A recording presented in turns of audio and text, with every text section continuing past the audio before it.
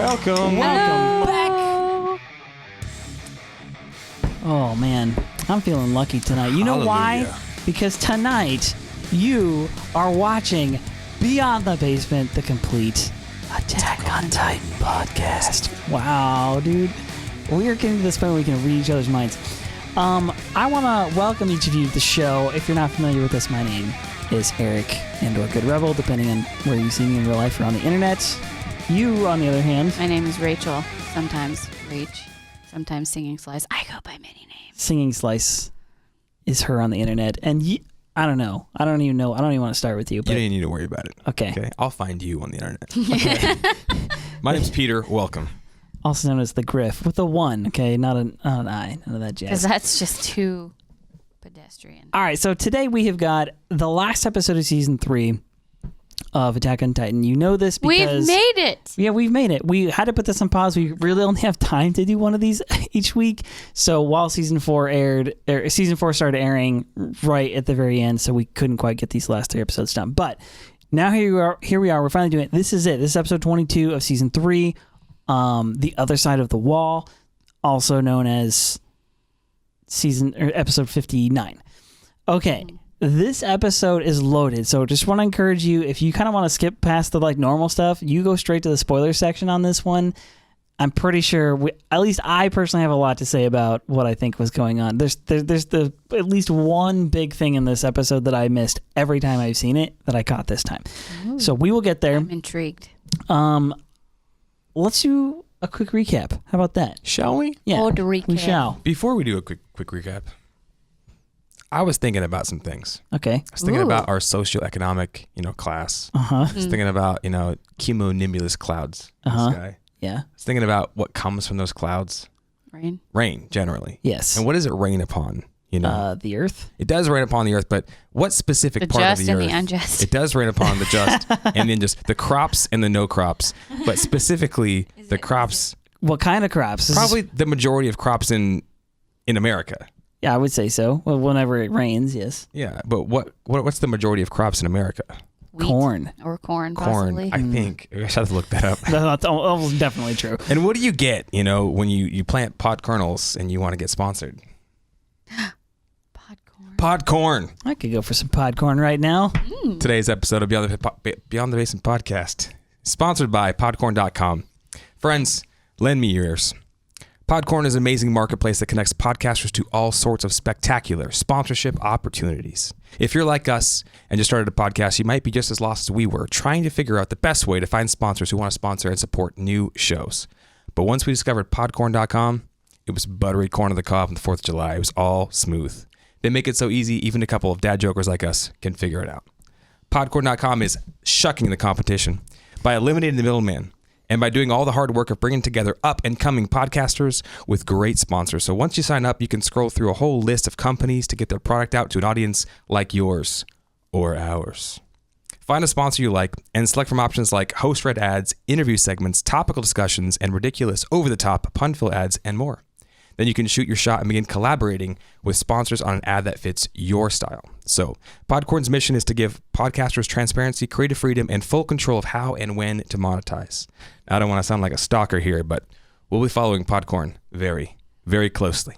So, true salute to Podcorn for sponsoring this episode and joining the squad. And you can explore sponsorship opportunities for your podcast and monetize by going to podcorn.com/podcasters.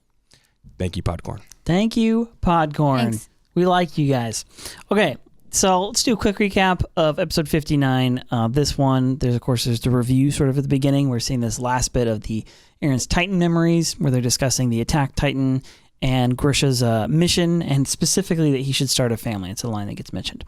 All right, so once we're past the review, we get to this. We're kind of in the fallout, basically, of... I guess this last 2 episodes really have been, quote, the fallout of the events in Shiganshina, right? So the world's kind of like recovering, but not just the events in Shiganshina, like the battle, but specifically gaining the information that they gained from the books found in the basement, and then now even more so from Eren's Titan memories that he's had while he was incarcerated. So they talk about whether or not to disclose all the information that they've discovered to the public. They just eventually decide that they will. Hanjay and Levi have a discussion with some of the journalists we actually recognized from before, who were kind of basically propagandists on behalf of the old government, and they're now kind of like, I'm glad that we can tell the truth now. They kind of felt like they had to be, yeah. Yeah. Right. They're happy to not be in that position anymore. We get this long scene that plays out where we have Floch, who at this point has not been a major character in the show really at all. In fact, he's very much a side character. And the only thing that he really does is he's the one who saves Commander Erwin or brings him to the point where he might receive the injection. Of course, he doesn't. He freaks out before that. So we get this scene between Floch, and it's kind of the argument between Floch and Eren and Armin, and this whole discussion about what's right and what telling the truth and what they should tell new recruits and so on. So this, of course, is at a funeral/ceremony where the remaining scouts, Eren and the gang, are going to receive medals from Queen Historia. They go through the ceremony with Historia. She's handing out these medals. They're really more like emerald, they're like cowboy ties. Yeah, cowboy ties. What do you call those things? The little green medallion thing with the tie. They're called. They have a name. Mm-hmm. We don't know what it is. I know what it is somewhere in my mind, but I can't tell you right now. Okay, well we'll Google it. It's like a brooch, but it's on ropes. Bola. Oh, okay. Sure. Isn't it something necktie? Bola? Brazilian necktie? No, totally different. Definitely not that.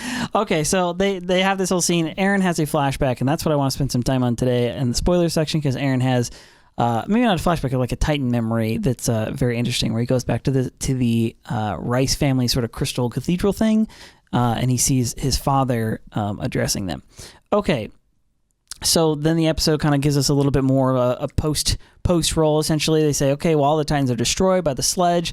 They go through the following winter, and then spring begins to come out. And Bolo. That's what it's called. I just found that too. Once spring happens, they are able to repopulate and Trost. They've cleared the whole island essentially of Titans. They go on their final expedition, not final, but the expedition the scouts go on. It's been 6 years since anybody's gone outside the actual walls.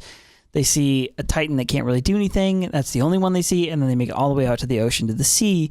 And we get this disturbing, but good for us because we want more comment from Eren, where he says, on the other side of the wall is the sea, and on the other side of the sea is freedom, or that's what I always believed. But I think what's on the other side of the wall is actually our enemies. And if we kill all them, will we finally be free? And that line says so much about season 4. It's crazy. Watching this now, I'm like, wow, dude, this there was a lot. There was a lot in here that was foreshadowed. Okay. So let's get back here to this very first scene. I do kind of want to go over this review really quick because it does sort of set up this episode.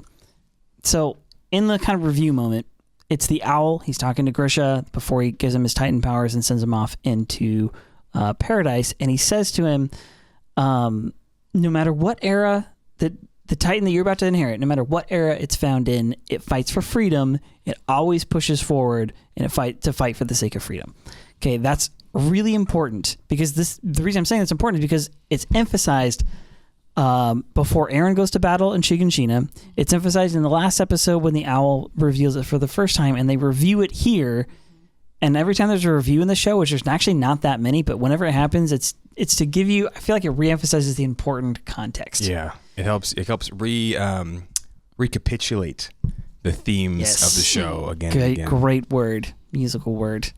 So he's saying that, and he's emphasizing this Attack Titan, it fights for freedom. And in light of that, I'm telling you, you need to love someone, you need to have a family, otherwise... You need to love someone inside the walls and have a family. Otherwise, all of this chaos, all of the pain is going to repeat itself. Okay. Again and again. Interesante. You mentioned this last time that's like, it's interesting because it seems right, meaning like, okay, all this hate and all this chaos and violence and crazy stuff going on in this universe, if somebody can like learn to love, that would be the way to overcome it. And I tend to agree. Are you going to say something? I agree. Okay. All right. Darkness cannot drive out darkness. Only light can do that. That's right. Hate cannot drive out hate. Only love can do that. Come on, Dr. King. Let's go. Dr. King. So he says they kind of review the fact that the military still believes that, Eren is able to use his coordinate power in dire situation. And Eren's like, yeah, but that's not really the case. Then it goes to this part where he says, the owl says to Grisha, it's kind of flashing back for the owl says to Grisha, this is all for Mikasa and for Armin. And he's like, Mikasa and Armin, who are those? He goes, I'm not sure. Whose memories are those?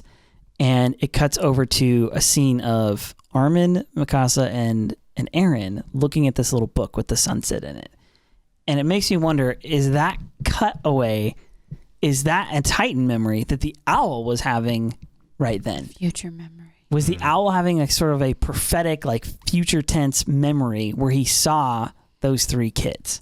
And why does he not mention Eren? Because he is Eren? He's projecting himself onto Eren. Here's a Eren's question. projecting himself onto him. Did you guys ever see Butterfly Effect? Yes. No, it's but I been understand so the many theory. years that I don't remember anything about it. Okay. Other than that someone was in it that I Pretty at the time. interesting concept, very original concept of a movie. And in it, this character, Ashton Kutcher's character, has like blackouts where he doesn't remember what happens in like certain parts of his life, and he keeps having these blackouts. They're like, oh, you must be having these, like almost like seizures, like a post-epic period where you don't remember what's happened after a seizure. So he can't drive a car for a while. They're like worried about him. He keeps having these blackouts, and then he doesn't have one for like a year. So like you're medically cleared to like go drive. Bunch of terrible things happen in his life, very messed up, and he basically realizes at some point that he can, if he sees like a picture or a movie of a former self, former memory, he can go back into that memory, and he goes back to time, and he relives his whole life from that time. So it's almost kind of like that like Nicolas Cage movie where he's constantly trying new paths to see if he can avoid the terrible things that happen in his life. So he basically is Doctor Strange. Yeah, kind of like that. Yeah, I might be. Through the portals. It's been a long time. I might be butchering it, but the idea is he's able to have a terrible thing happen in his life and go back and find a photograph and go back to that time. And is he trying to like prevent the terrible stuff? Yes, yeah, and he keeps trying. So one, he goes to prison and he's like, oh crap, that was terrible. He goes and finds like a photo album and goes like, I'm not doing that ever again. Then he bunch of terrible stuff happens to him. Really messed up movie, but like he's trying to avoid all these things that happen to him, and in the end he realizes like the only way to really stay away from all the super terrible stuff is to like kind of reject the one girl that he loves early on as a kid, because their whole family brings all these terrible things that happen, and so he's able to have like a normal life, and they're able to have a normal life, but only because their paths interconnected or something like that. In the director's cut, he ends up seeing a video of his mom's Birth? No, when he's in the womb. Sonogram? And he ends up killing himself in the womb. He wraps the cord around his neck and kills himself because he doesn't want to like live. It's like so terrible. It's really dark. That's a really dark. Sorry. Anyway, He basically miscarries himself. my whole purpose was, Dang. my whole purpose of telling you guys this was he had all these blackouts throughout his life, but you realize in the end those weren't blackouts. Those are him just actually going back in time, and that he takes over that part of the memory, so that memory isn't intact for him when he was a kid. And so the blackouts aren't blackouts. They're him just overtaking memories. And I'm wondering if when these memories are happening, it's not that he's getting the memories from somebody else. It's somebody else that's like living his life. Or I don't know, something kind of like That's what I said. crazily. Like Eren is projecting into the owl in that moment and talking through him. And do you go back and do you live that person's life for like that period of time? I don't know that Eren can know alter about the that. memories, because I don't think that's what it sounds like. Is that what you're saying? No. I'm saying when the owl is talking about, like, when he's saying, in order to save Armin, Mikasa, and everyone, you have to see it through. I think that's Eren talking to Grisha through the owl from the future. That's what I'm saying. I agree. Okay, wait a second. You're saying that like Eren is like pasting himself on the owl, talking to Grisha to no, I don't agree, because I think that that's an actual memory. No, I think it's the opposite. I think it's the owl sending a message forward to Eren. I think it's the owl receiving something from the paths telling him. Where does the owl stop and where does Eren begin? That's the real question. That's. I'm saying it. Okay, let me complete my thought. So that's Eren talking through the owl to Grisha, so that Eren will then remember it when he gets the power from Grisha, like a full. Yeah, remember he says circle. we don't. Oh, that's a spoiler.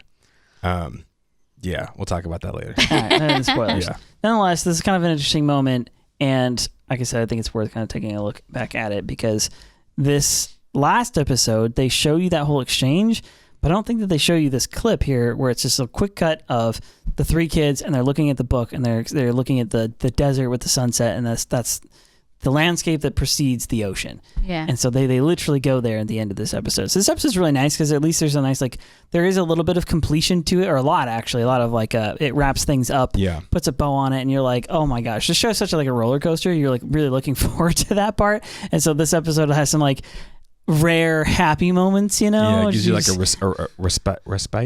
Gives you a respite, like enjoy them having fun in the sea. Yeah. Because it's all going to be over very soon. Yeah, don't rejoice for too long. All right, so the next part is they're in the war room, so to speak. They're in the military kind of upper brass, and they've got Historia there. They've got everybody there, and they're like, well, now that we've learned all this stuff, what do we do with it? What do we do? Do we tell the public? And there's these two kind of officer-looking dudes that are like, you know, if we tell the public, it's going to be chaos. We don't even fully grasp this thing. We still don't have anything under our own belts. Like, well, how could we tell them? We don't want to like spread chaos within the walls. Which part of me agrees with that? I'm like, okay, I can understand. Try to get some more intel before you just spring on the world. Hey, by the way, everyone hates us. The Titans are humans. Like, that's a lot. That's 3 seasons of like info dump just to wreck some suburban house mom's like life. That's true. I mean, it's not like her life's been good anyway. So she's been a refugee for 5 years. It's true. And the thing from the very beginning of the show has been like, the more we understand about the ethos of the Titans, the knowledge of the Titans, the more we can hopefully win this war. Yeah. And so they're trying to actually get that info out there as quick as they can. Yeah, and this last episode and this one both answer one of the biggest questions, which is, and I asked this for years, right? From season 1 till this episode, I was like, how does no one remember anything behind 100 years ago? Like, what the actual frick? And this episode, or last episode, is the one that actually finally, that's like a really big reveal, actually, is that, hey, they don't know anything because the King Reiss, well, I guess we learned it a little before that. Yeah. But I'm saying, like, this is where they make it like perfectly clear. Like, he wiped everybody's memories 100 years ago and made this vow to never go to war and wouldn't fight for the sake of his own people. And that explains all of season 3, basically, the first half for sure. So, yeah, it's just... You were asking that question. Erwin was asking, who do you think the enemy is? And we kind of have the most solid answer we've had in years. Yeah, well, ish. I mean, the enemy's somebody beyond the walls. It's you know... What? It's the civilization. It's Marley. It's what Grisha's, was showing Eren. Racism and hate is the enemy. True story. So they say, we haven't firmly grasped the situation. We can't just announce the whole world. Like, our whole society would crumble at the sound of this news. And then good old Dot Pixis, the ace. What a homie. You don't see him, but he actually takes a shot before this. He does. Stands up. Every time before the camera pans for him, he takes a He's drinking, yeah. His drinking rules are the opposite of all of ours. We're like waiting for something significant to happen. Every time anything's happening, he's drinking. The camera's not on him. So, what do you think he drinks? Oh, what does he drink? Dalmore? What's he got in there? Vodka. I don't know. Maybe you think he drinks gin? Gin. I can see him as a gin guy. Yeah, that's kind of what he struck me as. Okay. So he says, okay, so what should we do? Lie to all the people again? Follow the lead of King Reiss? And everyone's like, dang, okay, he's clapping back right now. Dropping those truth bombs. And he says, if we're going to mislead all of our people, by what ideals did we rise to take the crown? Like, what was our justification? Mm-hmm. He might as well still be king Yeah, that he was a liar who was trying to maintain the peace. Yeah, he says that he left them, you want to leave people domesticated and ignorant. And I was like, that's the line, dude. I was like, oh, seriously, because it's like throughout the whole show within the walls, this first 3 seasons, that is a lot of the language. Like Eren even says, like, oh, we're trapped in here like livestock. They say that like a bunch of times. Mm-hmm. And he uses the word domesticated. And I'm like, yeah, it really does make you feel like an animal. Domesticated and ignorant. Like, all right, just live like fat and happy, but that's no way. Just live in your little cage, little birdies, and be fine. Yeah, but that's no way to live. Here's some birdseed. And the truth will set you free, right? That's kind of one of the things that we like always hit on. And then, again, there's this theme of the Attack Titan and fighting for freedom. And that's been a theme throughout the show. And then here it is, like kind of in really stark, stark view, I guess, or whatever. So something else. Okay, this is just dawning on me as I'm saying this. Actually, is that so? Pixis is making the argument like, do you want to become the thing that you hate? Right. By what ideals did we rise to take the crown? Like, we rose to take the crown from Reiss and them because we said he was a liar. He was covering things up. He's a deceiver. He stole these people's memories. He wasn't keeping us safe within the walls when he had the power to do so, which I guess they discovered later. Claimed the peace was happening in the walls when he was sending out agents to go beat and kill anybody who was dissenters, exactly. Yeah, he was just ruling with an iron fist and with a supernatural power that no one else even knew he had possession of except for a small cabal that was in on it with him. So I used that word correctly, I think, this time. Wow. Pretty sure. Good job. Anyway, I like that because I like the stand there, the kind of like ethical stand, because it's Pix's, and then Historia pipes up. She's like, we're announcing it. We're going to do it. After all, aren't we just restoring the memories that King Reiss stole from them? Yep. And remember, we're talking about her dad. Technically, Yeah. I mean, not a father that was super involved with her life, but it is her father. Yeah. And she's the one who dealt him the killing blow and is trying to really live in the opposite spirit with the way he did it. Yeah. And so, true story. The other thing that I like about this is that there's a lot of questions, especially I feel like anime and like comic books explore this a lot. Like, oh, are you really going to sink to the level of your enemies? And we've talked about it in various episodes. That is a perfectly good question to ask, which is like, all right, does the ends justify the means? And in what scenario, like what's the context? And so you just said it yourself, and I agree. I'm like, yeah, sometimes like, okay, that's a pretty heavy information bomb to drop on everybody all at once. But does the ends justify the means there? And like, what are you trying to accomplish? What's the reasoning behind it? But in this particular scenario, I love that there's like hey, it's not even just we're not going to stoop to their level. We're going to stick to the ideals that we started this whole movement with, which is this freedom and personal choice. Later on, you hear Hanji say, like, well, let the taxpayers decide, like this idea that, like, no, people can decide for them. People can and should decide for themselves what to do with the information that they're given, which is a very principled thing if you think about it, because it's the opposite of what every like tyrant wants to do. It's the opposite of what bullies want to do. It's the opposite of what propagandists and communists and like that's the opposite of what they want to do. They want you to think a certain way, dress a certain way, act a certain way, believe certain stuff, and they want to like cram it down on you. That's what Reiss was doing. And there's no other no alternative. You're not free to, and like, we're not going to give you the information. We're going to keep information from you because we don't want you thinking for yourself. We don't want you doing any of that stuff. Those ideas could be dangerous, But like I said, it takes an extremely principled man or woman to say, no, here's the information. You decide for yourself. I respect your free will and your intelligence and your personhood enough to let you make your own decision. And they do, because they're people. It's definitely two different schools of thought. One is like, you believe that people are, as individuals, are responsible enough to make the best choices for their own life, or you believe that somebody else has to make their choices for them. Yeah. It's kind of where the crux of that is. So, stay a child for life, or do you want to be an adult? Historia says, we must unite as one and stand together. And I love it. She's like going for unity across all of Paradise. She says, yeah. And so then you kind of see the news, the paper boys, the newsies are running out there with their papers. Extra, read all about it. Identity of true Titans exposed. Millions left scared. And then how that basically Eldians are this race that's completely hated by the world. They're called devils. Devils. Island of devils. And that the enemies are all around them and they want to invade them. So they went from being surrounded by a bunch of monsters to being surrounded by a bunch of monsters. So, with big, giant weapons. Yes. One of our commenters. Advanced technology. One of our commenters had a pretty good comment. They're like, yes, the episode where it went from just, a bunch of zombies surrounding, a bunch of monsters surrounding the people of Eldia to like a political, socioeconomical, like real big struggle. It does. It takes such a huge leap right here. The whole show does, because you're like, wait a second, we're not just fighting monsters anymore. It's just so much simpler when we were fighting monsters. Because, house-sized zombies are, at least you can overcome them. They're not that intelligent. They're not bright. They're not thinking. They're not strategizing. They're just they weren't like, they don't care. They just want to eat you, and so you can overcome that enemy eventually. There's hope. There's way more hope to overcome that foe. But when you're fighting other human beings And those human beings are technologically advanced and know way more than you and didn't lose their memories for the last 100 years and start over. And there's way more of them. And there's, potentially 5 or 6 or, 100 times more of them than you. That's a way more scary thing. Yes. And, like... It's way more daunting. So what's interesting, I'm just realizing this too as we're talking about it, but there's no moral complexity to fighting a mindless man-eating monster. Yeah.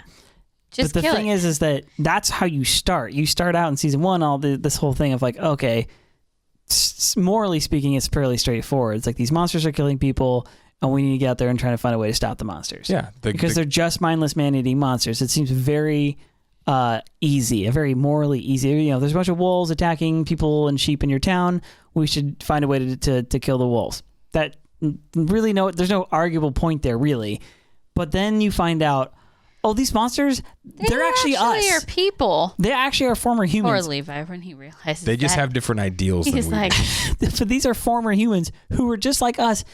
And not only are the Titans themselves, the monsters themselves are now morally complex, which is like when I kill a Titan, I'm also ending a person technically. But they aren't a person. They are dead, but they're not dead because they can eat one of the the 9 powers. Like see how complicated that gets, how fast. But then the other half of that is very, very.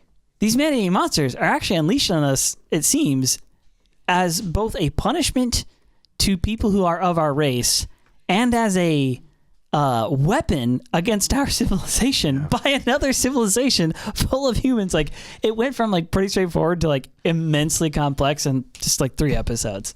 Yeah. Plus, like, these people have been sending zombies the size of houses or large livestock towards you for 100 years, right? And you don't even know why. Yeah. Why do they hate you? Yeah. We don't know. That sucks, dude. Very difficult. That's horrible. That's like being... I mean, it's way worse than this, obviously, but it's what I would imagine a child feels like when they're in trouble and they don't even know what they did. Yeah. And no one will tell them. I don't know why. Am I the only one in trouble? Am I the only one who has like a zombie apocalypse plan, like written down? just kind of like, a loose set of Mine ideas? is to shoot the zombies directly in the face. Okay, and but not die. I've got a couple stages. Like, one is like, okay, if I'm out and the zombie apocalypse happens, versus if I'm home and the apocalypse happens. Okay, what do you mean out? Like traveling like another state? You're in out traffic at the and grocery then boom, store. there's I'm zombies. in traffic. I'm at the grocery store or whatever. Like, Okay. Basically, I'm gonna go to REI, and I'll tell you guys why. Okay, REI is the best spot. Especially the one that we have. It's right by like a big mall. It's like a bunch of stores, food, supplies, etc. And they're all connected by a series of like roof systems. So my plan is you go to REI. Of course, the roofs. There's one funnelable entrance. Okay, so you can really funnel the zombies down. They got a bunch of bikes there. You could stack all the bikes and use it as some kind of barricade. Pretty easy. Okay. There's all sorts of ice picks and climbing picks. Right, easy weapons for anybody right there. As a zombie smasher, boom, bada bing. Right. They also have climbing equipment, hammocks, and like mounting, right? So all you got to do is just mount a couple hammocks up on the ceiling into the studs, and you can sleep up there, and you're 100% zombie-proof. Zombies can't jump.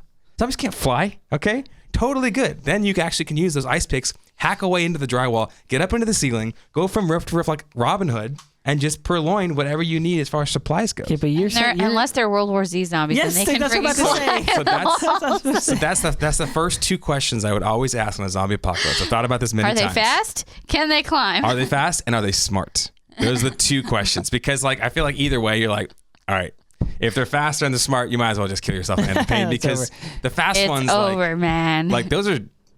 They'll figure out ways, right? They'll pull some ants. If they're smart, like they're gonna start to begin to like strategize and like I don't want to compete with somebody. Let's who also wants climb to eat each my other. flesh, unless I have superior firepower and like a really good set of walls, like these people. Yeah. Do.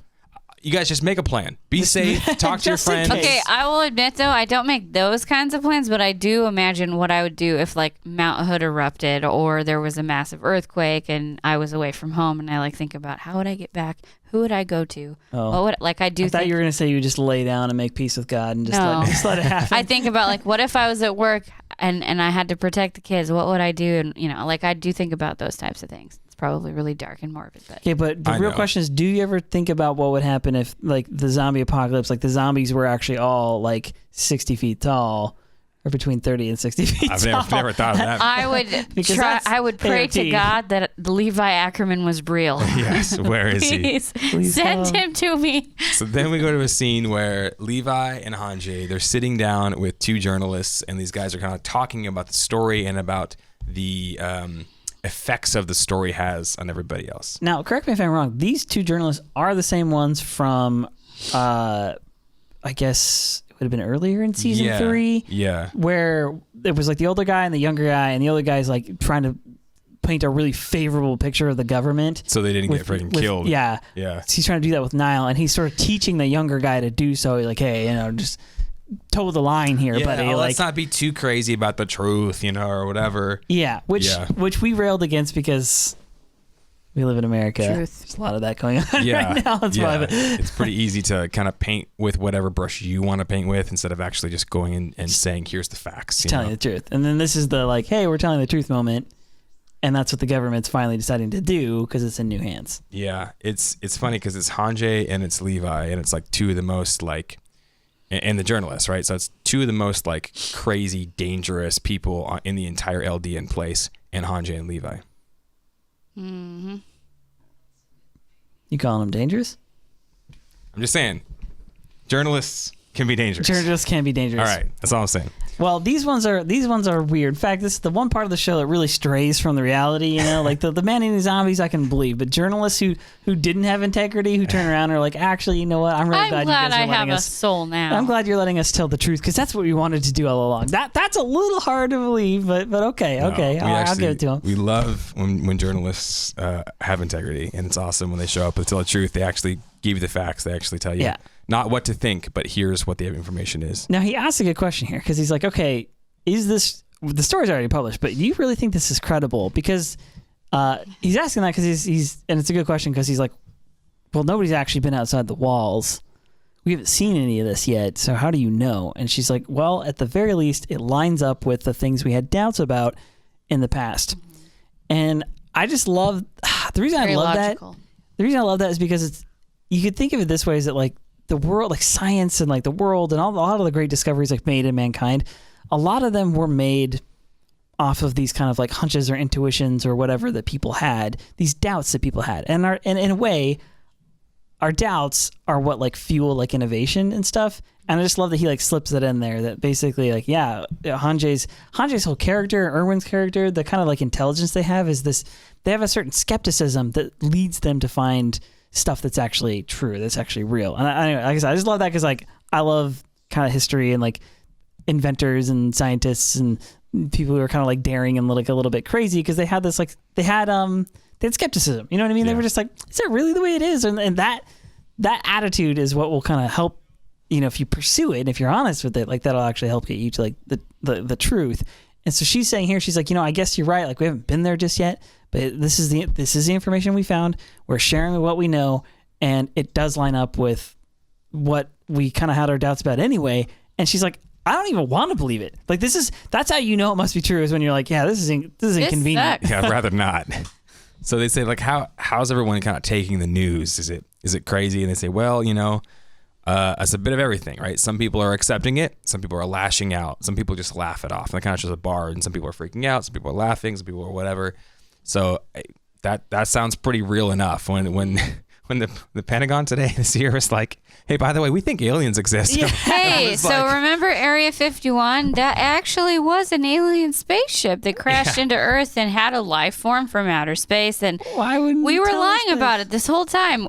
What would people do? Yeah. They'd freak Some out. people were like, Some people were like, no, it's a joke. It's all a hoax. Well, this is the reason it's news. The hoax is that it wasn't a hoax. This is the third time in the last like 18 months that a government agency, so the Navy, the Pentagon, and the Air Force, I think, Navy and the Air Force both released tape where they're like, we actually don't know what these objects are in the sky. Yeah. So people are like, what? It's not weather balloons and a reflection off of Saturn. Yeah, right.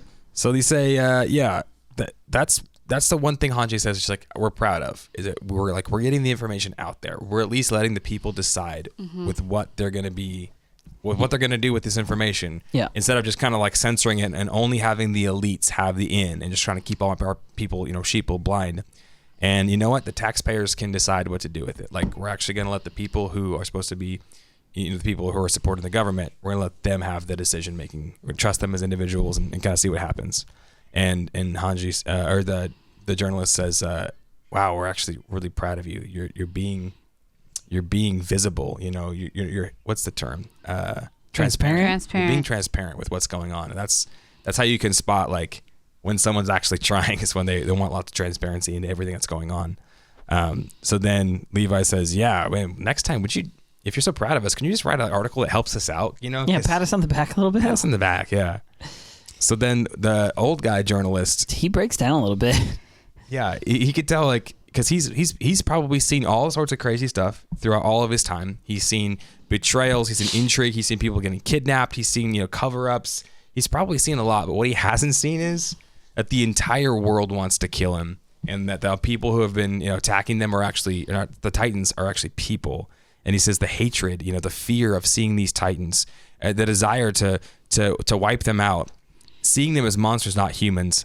That's the same way the world looks at us. Will the cycle of hell just continue to repeat until we're all wiped out? Yeah, which is a bit of foreshadowing, not to spoil anything, but that's certainly something there. That certainly sounds like it. Yeah.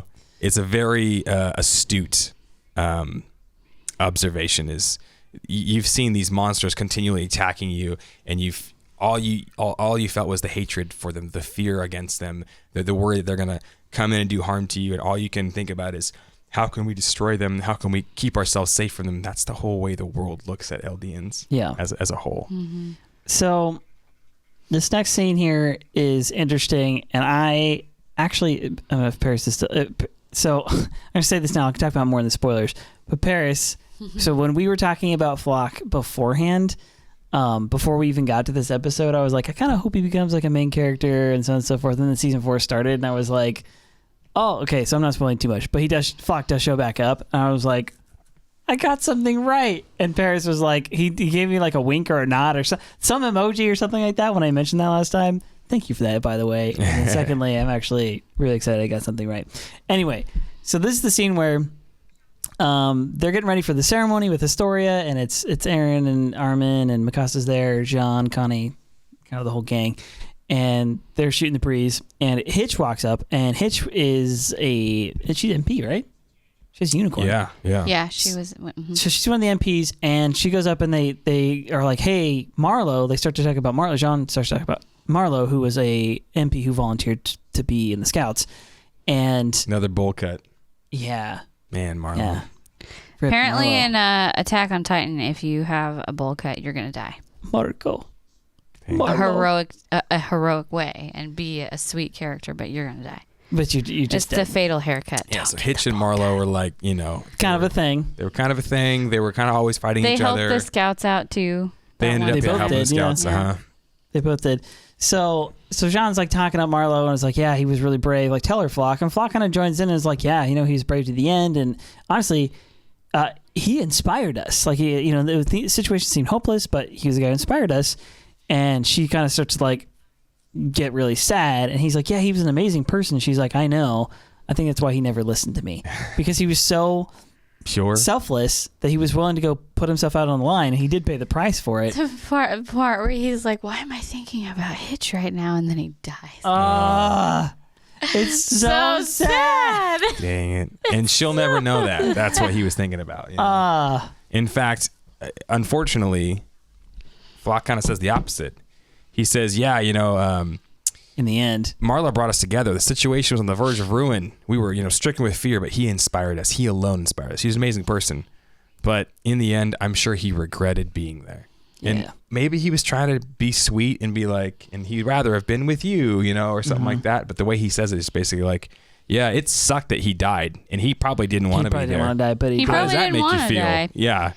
And so John, like, he runs up there, and Hitch kind of... She walks off because she's like, oh, she tries to laugh it off. She's like, I'm going to laugh if you mess up at the ceremony, and then walks off. She and Annie had that in common. Or she and, not Annie, I meant Ymir. Ymir, yeah. It was Annie. She was Annie's roommate. But anyway, that's why I said flocking. Floch takes flight, man. Yeah, true story. This is where it starts. This is where it begins. So John's like, yeah, why did you do that? Like, you're supposed to, like, comfort her. This is what normal humans do, is we go and we say like, hey man, he was a hero to the end. Sorry for your loss. We loved him, you know. You don't say things that like dig the knife deeper. You don't say, yeah, it sucked that he had to die. That's tough. He probably didn't want to die either. Yeah, nobody did. Jeez. You remember the good things about someone's life immediately after they die, especially for the sake of the people who loved them. Yeah. Mm-hmm. So he says, Floch turns around and he says, look, somebody has to start telling the truth around here. He's kind of right. He's kind of right. He's kind of right. It's a revolution. Armin kind of steps up. This look, Armin's face. He's like, I know you hate me. Yeah, and I think he's trying to tell the truth. He's like, look, I know that you were really, you were really for reviving Erwin, and he's trying to like say something, and Floch's like, yep, and I'm not the only one. In fact, everybody thinks you should be dead. We all think that. If you're sticking to the truth, you don't know what everybody thinks. You can say, yeah, everyone who read that report thinks what I think. Oh, really? How do you know? Did you take a poll, Floch? Yeah. How many reports did you do? No. So he says, I don't like it. He says, yeah, everybody thinks the same way. And so Eren's like, what the hell do you know about Armin? I'm like, get him, Eren. There's Eren that we love. And Floch actually counters, and he's like, actually, I don't know much about Armin, but I'm not one of his childhood play friends who grew up while chumming with him that actually got to make the decision why he got to come back and nobody else. Yeah. Mm-hmm. And he says, you guys brought your emotions into this decision. He even accuses Levi of that. He actually lumps him in. He's like, Levi, all of you let your emotions get into the decision-making process. Yeah. And then he says something true. You thought the injection was all your decision instead of thinking of all the ramifications of all of us. Like, instead of just thinking about, oh, this is your friend, think about, what about saving the world, right? And to be fair, they actually did think about it. I was going to say, that's pretty correct. That's what they started to talk about. They argued about which one of them would be better for the future of the world. Yeah. Yeah. And I can't take rejection very well, but can you imagine, like, you're sitting there dying, two people dying, and they're like, well, he's better looking, but he can actually sing really well. He could just dressing down Erwin and Armin, like, he could help us save the world maybe, but he's done it before. Like, man, can you imagine? Like, I know, but the thing is, like, Eren made really good points about Armin's potential to be very useful in the future, and Levi made really good points. Like, it was pretty equal, in my opinion. I know you guys don't agree, and that's fine, but I don't know. I feel like Armin has the potential to grow the most between the two of them. Yes. Yeah. Well, okay, but what Floch is doing here, though, to me, is armchair quarterbacking for sure. Mm-hmm. Him and because he says everybody who quote read that report, as if to say that the reason we know about the events that happened there is because there was a report that was at least available within the military, at least enough for him to read it. He's not exactly a high level guy, so that means this thing's probably pretty widely available. He reads a report. You weren't there. He wasn't there in the heat of the moment. It wasn't his friend. It wasn't him trying to decide between two people who are dying. You don't know how much longer they have left to live, either of them. They're both on the absolute edge of life. And you have, like, you see what I'm saying? Like, okay, it's like watching the tape. Like, this thing always happens. People, like, watch a video of a situation like, oh, well, you know what I would have done? Like, yeah. Okay. You in perfect comfort with all of your faculties about you, with none of the, wear and tear, with none of the danger. You have all the information. You have a third-person perspective. You have all the, like, that's hindsight. Exactly. The reason they call it armchair quarterbacking is because, guess what?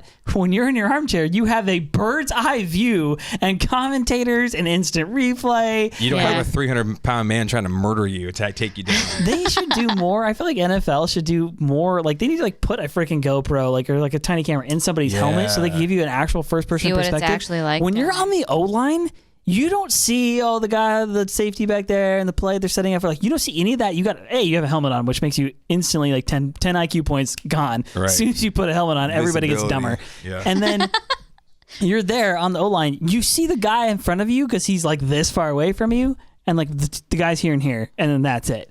And you have to really be looking around. That's why the taller quarterbacks actually usually do better, because they can vision, see. Yeah.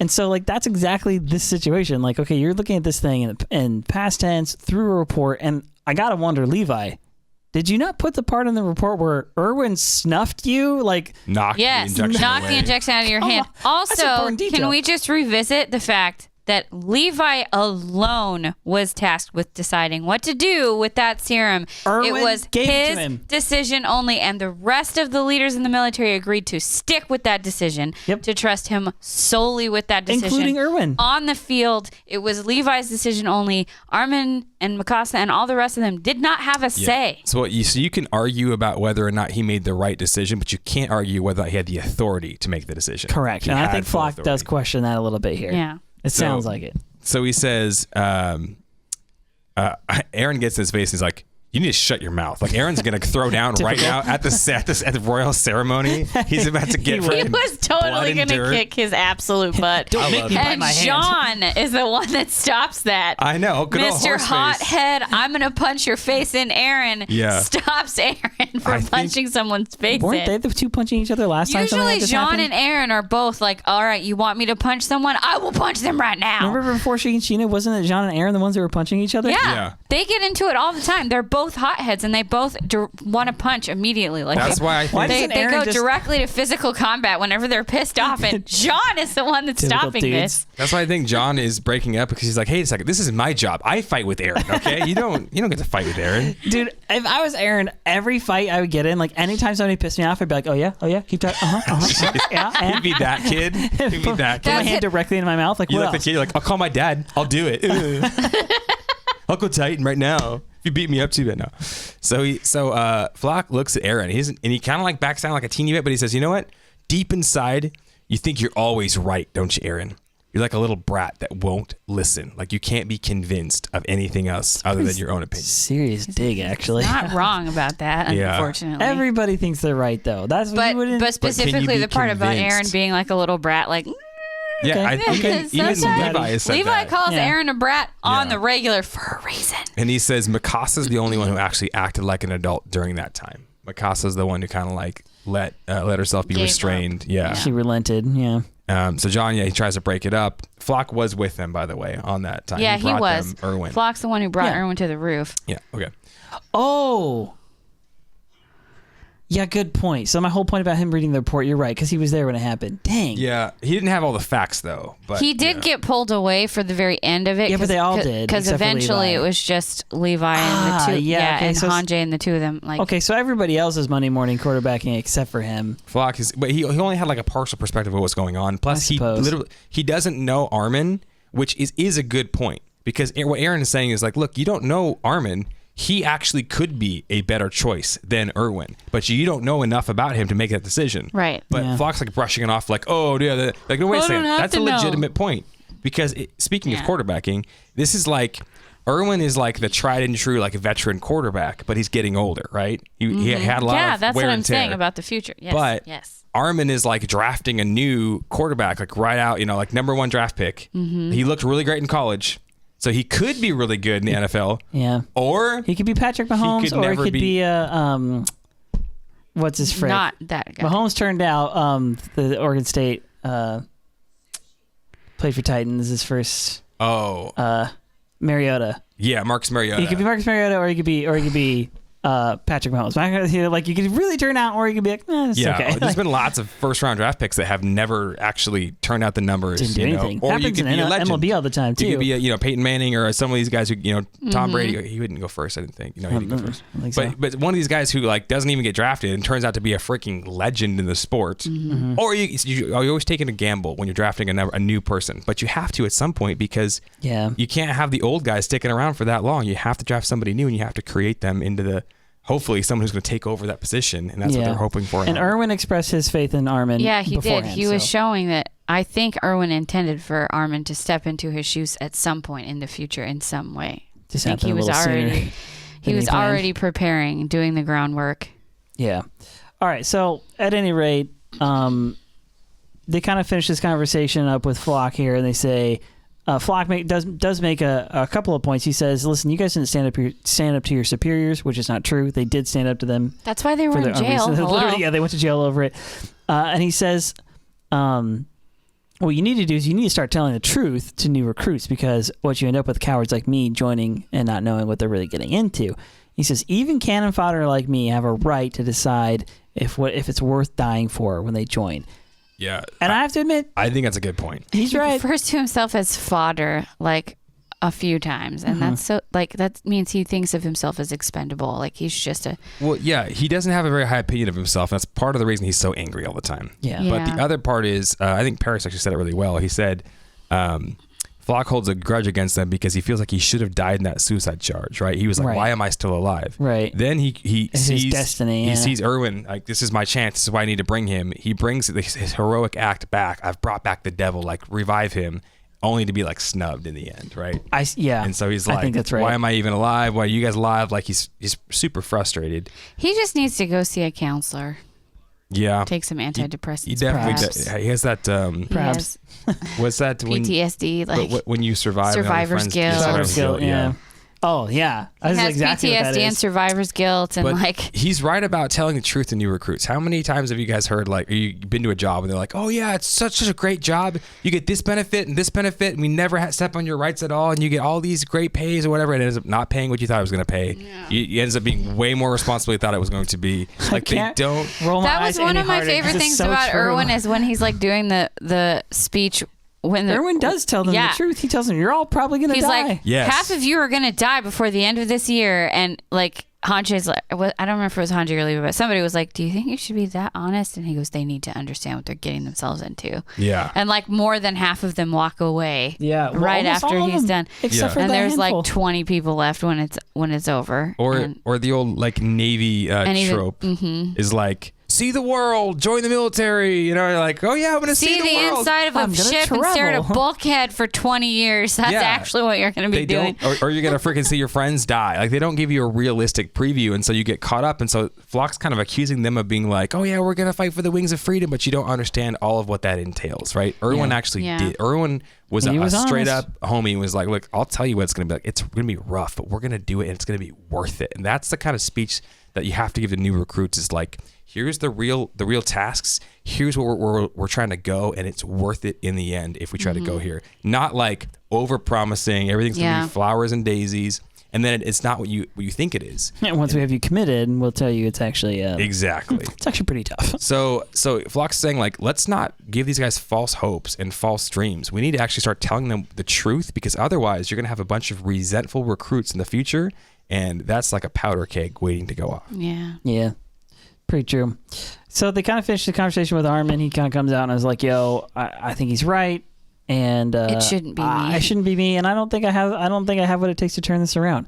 And Eren gets into inspiration mode. He gets into Eren's speech mode, which he's done a couple of times. And he's like, "Are you so sure about that?" I can't say for sure, but have you ever seen Beyond the Walls? And he's like, "You know what's out there?" And he's like, "Oh yeah, the sea." And he's like, "Right." None of us really know anything because we haven't seen the snow and the sand and the fiery fields or whatever, all that, the kind of flowery language they use. He says on the other side of the wall is freedom. And as he's saying that, he has these memories that we just saw in this last episode from Grisha about Grisha's sister, I guess his half I think aunt. he has the owl's memories too, because he sees a picture of he has a flash of Grisha's little sister being eaten. Yes, being eaten by the dogs, and just like he knows. Grisha like, didn't see that. So the reason this is important, this is actually a really important moment in the show generally, because we as the viewer have been with Eren on this whole time, which is, the hope is we're fighting for freedom, right? We're fighting to defeat the Titans, so we're not in danger every time. We're fighting to get beyond the wall, so we don't have to be in confines. Mm-hmm. And the thing is, in this episode, all of that is accomplished. The things that Eren set out to do by the end of this episode, the things that Eren vowed in his heart to do to kill all the Titans and so on, are accomplished. It's done. It's actually over. And to go see the And sea. it's not like he thought it was going to be. It's not. Exactly. You got to go see the ocean. It never is. All those things are actually fulfilled in this episode, and yet that wasn't it. Like it is far from over. It is very far from over. Yeah. It's such a deep point to actually make, because we all do this. Like, we live inside the world that we live in, and there's three kinds of information, right? There's the things that I know, the things that I know that I don't know. So it would be like how to fly a plane. Like, I know I don't know how to fly a plane. Things that I do. Things that I know, which is, okay, I know how to play a guitar. things I know that I don't know. I don't know how to fly a plane or do advanced calculus. And then the things I don't know that I don't know. And that's the gray area. That's the blind spot. Everybody has them, and it depends on the environment you're in and where you're raised and schooling and so on and so forth. But the thing is that you at least want to be aware that I don't know everything about deep space and I don't know everything about robotics, but what about the things that you don't know about? Yeah. And when you live in a small world, like that's been everybody inside the walls with their memories wiped, there was a lot that they didn't know. Yeah.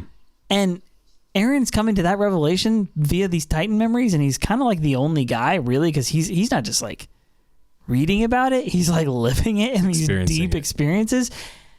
That is, talk about taking the wind out of your sails. When you think about you're just about to like achieve like your life's goal, like imagine you go on like American Idol and like you make it to the end and you like, they're like, yeah, you've won, like you're our number one pick or whatever. And they're like, but in order to get this record deal, actually, you need to train to be able to do 1,000 push-ups, and the entire world hates you, and you need to learn Icelandic and Russian by next week so that you can perform. Like you're like, wait a second, you just moved the goalpost. Like I thought I got my record deal here, and they're like, yeah, you're getting a record deal, but it's more like a we'll put a YouTube video up for you, and that's it. Like like it feels like it's such a raw deal. And Eren's kind of the only person that's really getting the like scope of that right here, and this is the moment where it starts to set in for him. Is right in the middle of him trying to be inspirational, give a speech to his buddy, and like it's brutal. It's dark, dude. It's actually dark. It continues on here. I want to get into more of that, so remind me. Okay, but it continues on. The ceremony. Yeah, we get to the ceremony. And she's handing out the bolos. The bolos. Yeah, not the bolas. The bola is the thing that has the two weights on it and the cord, and you throw it and it ties up someone's feet. Right, yeah. Rengar, the bola strike. Yeah, okay, all right. So the bolo is the tie, the cowboy tie thing. Those are their medals. Yes, they look medals. like emeralds. Yeah, they do. They're green. So Eren's there. They're all kneeling. They're all getting their little bolos, and he's kind of monologuing, and he's saying, "What did we even find in the basement?" Because we were looking forward all 3 seasons, of the show to get to the flipping basement. To the basement, and what did we find? Was it hope or was it despair? Because the world's not as we thought it was going to be. We thought we were going to find answers that were going to satisfy all of us. What we found was a much larger world that's even more scary and dangerous than we thought, right? He said, our enemy across the sea is exceedingly powerful. And if nothing changes, it's all just going to happen again. And as he's kind of like questioning, he says, I'd give up my life to change something if I knew it would save something, but I'm not willing to sacrifice Historia. And he's remembering the fact that when he touched a royal titan while he was in human form, he was able to use the founding titan powers, the coordinate powers, and he was able to control all the titans around him. So then he remembers Historia is a royal, and if she was turned into a titan, he would be able to harness that power and somehow be able to control the titan, use the power of the founding titan. And that's a very, very powerful ability, one that maybe could protect his small island from the invasion of the world. But he knows that Historia would have to be turned into a titan, and he does not want to play risk. He assumes that. And well, the 13-year term limit, the lifetime mark or whatever, like he realizes that.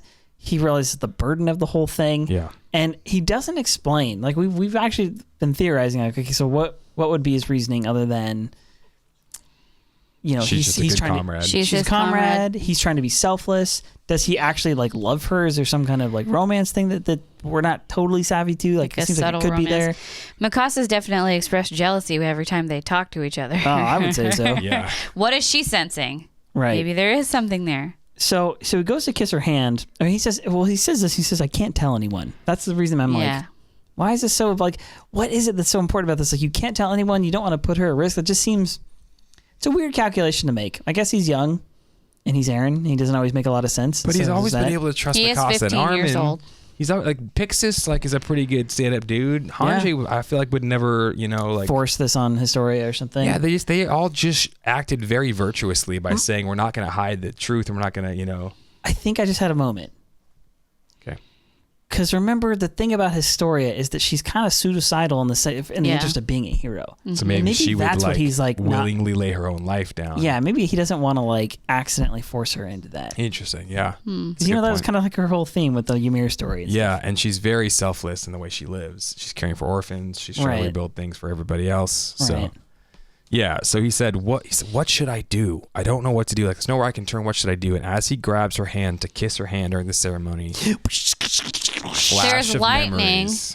Boom! And I wonder, like, First, did no one see the the lightning? tiny orange lightning when they touched each other? Like, it was just like a shock. Did Historia not Sparks sense flew. that? Yeah, sparks flew. Let me tell That's you. something I'm wondering. Got him. Come on, that's funny. It is funny, Sparks I'm sorry. flew and like literal electric. You could say that they have an electric personality. They have an electric connection. They have a lot of chemistry. It kind of seems static in that room. I don't really know. We could go on. We could All go right. on. So, He has a Titan memory. Okay, wait. Quick preface, in case you don't remember, you have to remember back to when Eren was tied up and he was in the Rod Reiss's little crystal palace, whatever. The Crystal Palace. It's not a palace. It's a place where we have a ceremony. Cathedral is what I've been calling it a palace. At any rate, when they were back there, remember, Rod Reiss actually has Historia touch Eren, and she gets a bunch of memories when she touches him. And I think he does too. It sort of seems like they're sharing it almost. So, Yeah. So Does Historia see the same stuff he does? Great question. Does Historia see this as well? I don't know if she does because she's like Eren. She has different She memories. got memories from touching a freaking letter that another Titan shifter had touched. I am 100% sure that when they touched in that moment, something happened to her that we don't see. Okay, I think you're right. She doesn't say anything except for Eren, like, you're still kissing my hand, or well, not kissing, but like, you're still. But remember when frozen. she touches him, she gets memories of like her childhood and stuff. He gets memories of him. Doesn't he? Don't they get different memories at the time? Yeah, where he sees what happened with his dad or whatever with Grisha. No, when he's chained up. Yeah. And she touches him. Yeah, doesn't he see what Do happens they with see the Grisha? same Oh, thing, yeah. or do they And see she sees her different things? I childhood. think they see different They things. see. I'm pretty sure they see different things. Okay, well, at any rate, he has one of these. It's pretty short. He sees the Reiss family. The Crystal Palace. He sees the Crystal Palace thing, and he sees the whole Reiss family, the 5 kids, the 2 adults. He says, and he hears his father's voice. He hears Grisha's voice say to them, he says, "I'm an Eldian who came from outside the walls. I'm a subject of Ymir, just like all of you." And then it sort of scrambles, sort of cuts, and it goes it's to him saying, "King of the walls." And then we see Freida Reiss, who at this point has the power. She is the one that he stole the power from. She has the founding power in her. And he says, "Please, you have to kill the Titans that are attacking the walls before my wife and my children." And then it kind of cuts off right there. And she looks really mad. And you hear him again one last time. He says, "Before the people, the walls are eaten." And then it zooms in, and she goes from mad to like, it zooms in on her eye, and she has the purple eye thing. Change. The purple eye thing, as we have seen, and we can verify up to this point in this show, is like, all right, the Founder Titan power is about to activate. So we'll talk about this more in spoilers, but actually I don't even want to say my thought on that yet. I kind of want to skip this so we can just do spoilers on that. Anyway, it cuts back to Eren, and they're like, "Eren, you okay?" And he's got the most clenched teeth.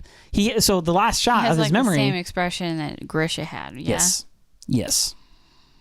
So, yeah. So I'm bringing this up because it's important. I want to talk about it more in spoilers because we've seen some season 4 stuff that I think this is connecting to. But just know that, yeah, if you're not doing the spoilers, just know that that's an important moment, and that I think that there's 2 scenes in this episode that I overlooked that I shouldn't have. This is definitely one of them. Yeah. Okay, so yeah, we'll skip that for spoilers too. Okay, so this is where we get the narrator, who we know, we've talked about this so many times, we know it's Armin's voice. The voice actor who does the narration is the voice actor of Armin, but I can't tell if the reason for that is like the narrator is Armin, or I don't know. We're not sure. Doesn't make sense. So it's like the changing of the seasons, right? Yes, you see snow coming down. We see the sledge thing that Hanji and them invented. The sound of the sledge disappeared as It you is. know, went and it like silent, goes yeah. off into this. There's like a lot of like seasonal changes right now, and there's a lot of changes in real life. You know, if we think about it, like right now, while we're recording this podcast, it's changing into spring. Things are getting warmer. You know, this pandemic's kind of starting to lift, but it's got everybody kind of feeling like stressed. Oh yeah, you think? Know, like down. You know, feeling. I would say so. Feeling kind of like cattle. trapped inside these walls for 100 years, all the while giant humanoid zombies creep just outside of reach with an insatiable hunger for human flesh and a burning desire to end humanity as we know it. It's a terrible fate. It's just like that. That's how I feel. Is it just me? I mean, regardless, none of us are feeling our best right now. And the experts agree the only cure is more anime swag. It's the only thing you can do. Will that cure my allergies? Yes, more anime swag will clear your allergies. So today's Beyond the Basement podcast is sponsored by our fellow squad member, Holly. True salute to you. And GreatAnimeDeals.com. Check out her online store. Here you can fulfill all of your swag needs by picking up things like figurines, wall scrolls, clothes, and much, much more. Don't be abnormal. Order your mystery anime box today, and you just might get that sick Attack on Titan gear that'll make all of your friends drool more than Sasha at a buffet. Rip Sasha. And now, Holly is also offering custom art commissions. You can finally get that picture of Erwin with an angel wings riding on a white stallion of freedom and charging into the fray once more. So true salute to Holly from GreatAnimeDeals.com. And what are you guys waiting for? Click that link in the description below to support a fellow Beyond the Basement squad member, all the while leveling up your anime game. Thank you. We like you, Holly, and we like Great Anime Deals. Go check them out. Links in the description below. Go check that stuff out. Okay, so yeah, the changing of the seasons. They talk about how they've cleansed Wall Maria. In fact, we found out pretty shortly that all the Titans have essentially been destroyed. They dismantled the elevators on the other side of the wall. The refugees are allowed to go back to their home and Trost. It's actually really relieving. They basically kill all the Titans in a year. Yeah, inside of a year. And she says, it is a she in real life. So she says 6 years after the attack, the scouts finally went on their an expedition beyond the wall. Yeah. And they finally get to actually go somewhere outside the wall. Which is crazy because not die. The very first episode of season 1, we're seeing them coming back from outside the walls. Yeah, that's the last time. It was 6 years ago. Moses and Keith Sadie's, and now the last episode of season 3, we're seeing them venture once more. Yeah, dude, the bookends are amazing here. So they're going beyond the walls. Things are pretty much getting back to, well, as much as they can, they're getting back to normal. Civilization within the walls is going back to being safe for the moment. They know they've got attackers coming. They know there's a lot of stuff that's out there in the world they don't know about. But like I said, a long-term goal has been accomplished. The Titans are defeated. Not only do they have Wall Maria back, but they don't even need it. The walls are essentially unnecessary because the place in which they live, the place in which they live is free of Titans. So they've got lots of room to roam, which is a good thing. They can grow crops. They can do things. They can survive and thrive. So they go out on this expedition. And Eren's his hair is a little bit longer, like it's been a year. This kind of a time lapse here, and they're out on this expedition, and they fire up. We see the red smoke go up, and they're like, "Oh, there's a Titan out here." And this is after Levi has said, "Oh, Hanji, you were right. We've pretty much thinned out all the Titans that were anywhere were basically really close to the walls or within Wall Maria because they're hungry for human flesh." So, they come to this Titan that's face down and is not able to move, and there's a trail behind it. But the trail is already overgrown with grass, which means if this thing is moving at all, it's going real slow. Like an inch a year or something. Real freaking slow. And they're like, oh, what the frick? Like, what do we do with this? Floch's like, hey, what are we doing? Eren goes up and touches it, and it doesn't even move. This thing is helpless. It's immobile. It's got tiny little... It looks like rice. It's like raw rice, but like really tiny. Not as creepy. And not as all like wormy looking. And much more. It does have kind of like the weird spiky spine thing going on, yeah. It does have a large butt, which is featured. Oddly. And its face isn't as mangled because it's obviously moving much slower, so it like has normal looking grinding eyes. Its own face off. Yeah, it doesn't have its skull showing, and Eren just kind of like touches its forehead. He kind of shows that like he touches it. He's beginning to shift his sensing. Heart. Right. He's like, it's a fellow patriot. Yeah, it's a fellow patriot. Like it was sent here from sent to paradise, yeah. And it was pushed offside the walls. And he puts his hand on it and he says, "Yeah, this is a fellow patriot. Let's leave it. Let's not kill it." So he gets back on the horse, and it's like that's a huge change from all of the stuff beforehand, where all of a sudden, we were killing every Titan, and we kind of found out they were humans, and yet at the same time we were like, yeah, but non-aggression principle, they're aggressing against us, so we have to kill them, for self-defense purposes. Yep. We feel kind of conflicted about it now, but now Eren's like, no, like this is a patriot. He's seeing things from almost the owl and his dad's perspective. This is a restorationist. Yeah. This is somebody who actually would be on our side if they weren't turned into a monster right now. Yeah. Sucks. It's because he's a human, but you think about it, if Ymir's story is correct, like he's kind of in torment right now. Mm-hmm. It might be better to just end him because he's stuck in a nightmare. Yeah. Or maybe they're hoping they can find a cure one day. I don't know. Who knows? All I know is I think Isayama puts people into his stories and he draws them as titans. Mm-hmm. You know, we've seen like Akiyama, we've seen like Brock Lesnar style, we've seen, you know, multiple MMA fighters, but we also see some of his like his friends and people he's drawn as like as titans. And what if like somebody he hates? A titan. What if somebody he hates? He's like, yeah, you're the butt titan whose face just shoves into the ground. You can't even move. How do you like that, Gary from accounting? You know, I don't know. Hey, I put you in my book, idiot. The publisher that turned him down that didn't like it initially. So we see some birds. Again, Isayama loves the birds. And they get on their horses. Floch's like, should we kill it? And Eren's like, nope, let's go, right? He's not happy about that. Yeah. And they ride off. They don't kill it. I actually, in my head, was like, oh, yeah, they killed this one. Like Floch or something. Nope, they don't. This one stayed. They let it live. Yeah, so I really wonder, interesting. Is that going to come back to bite him? Or That's why I'm wondering.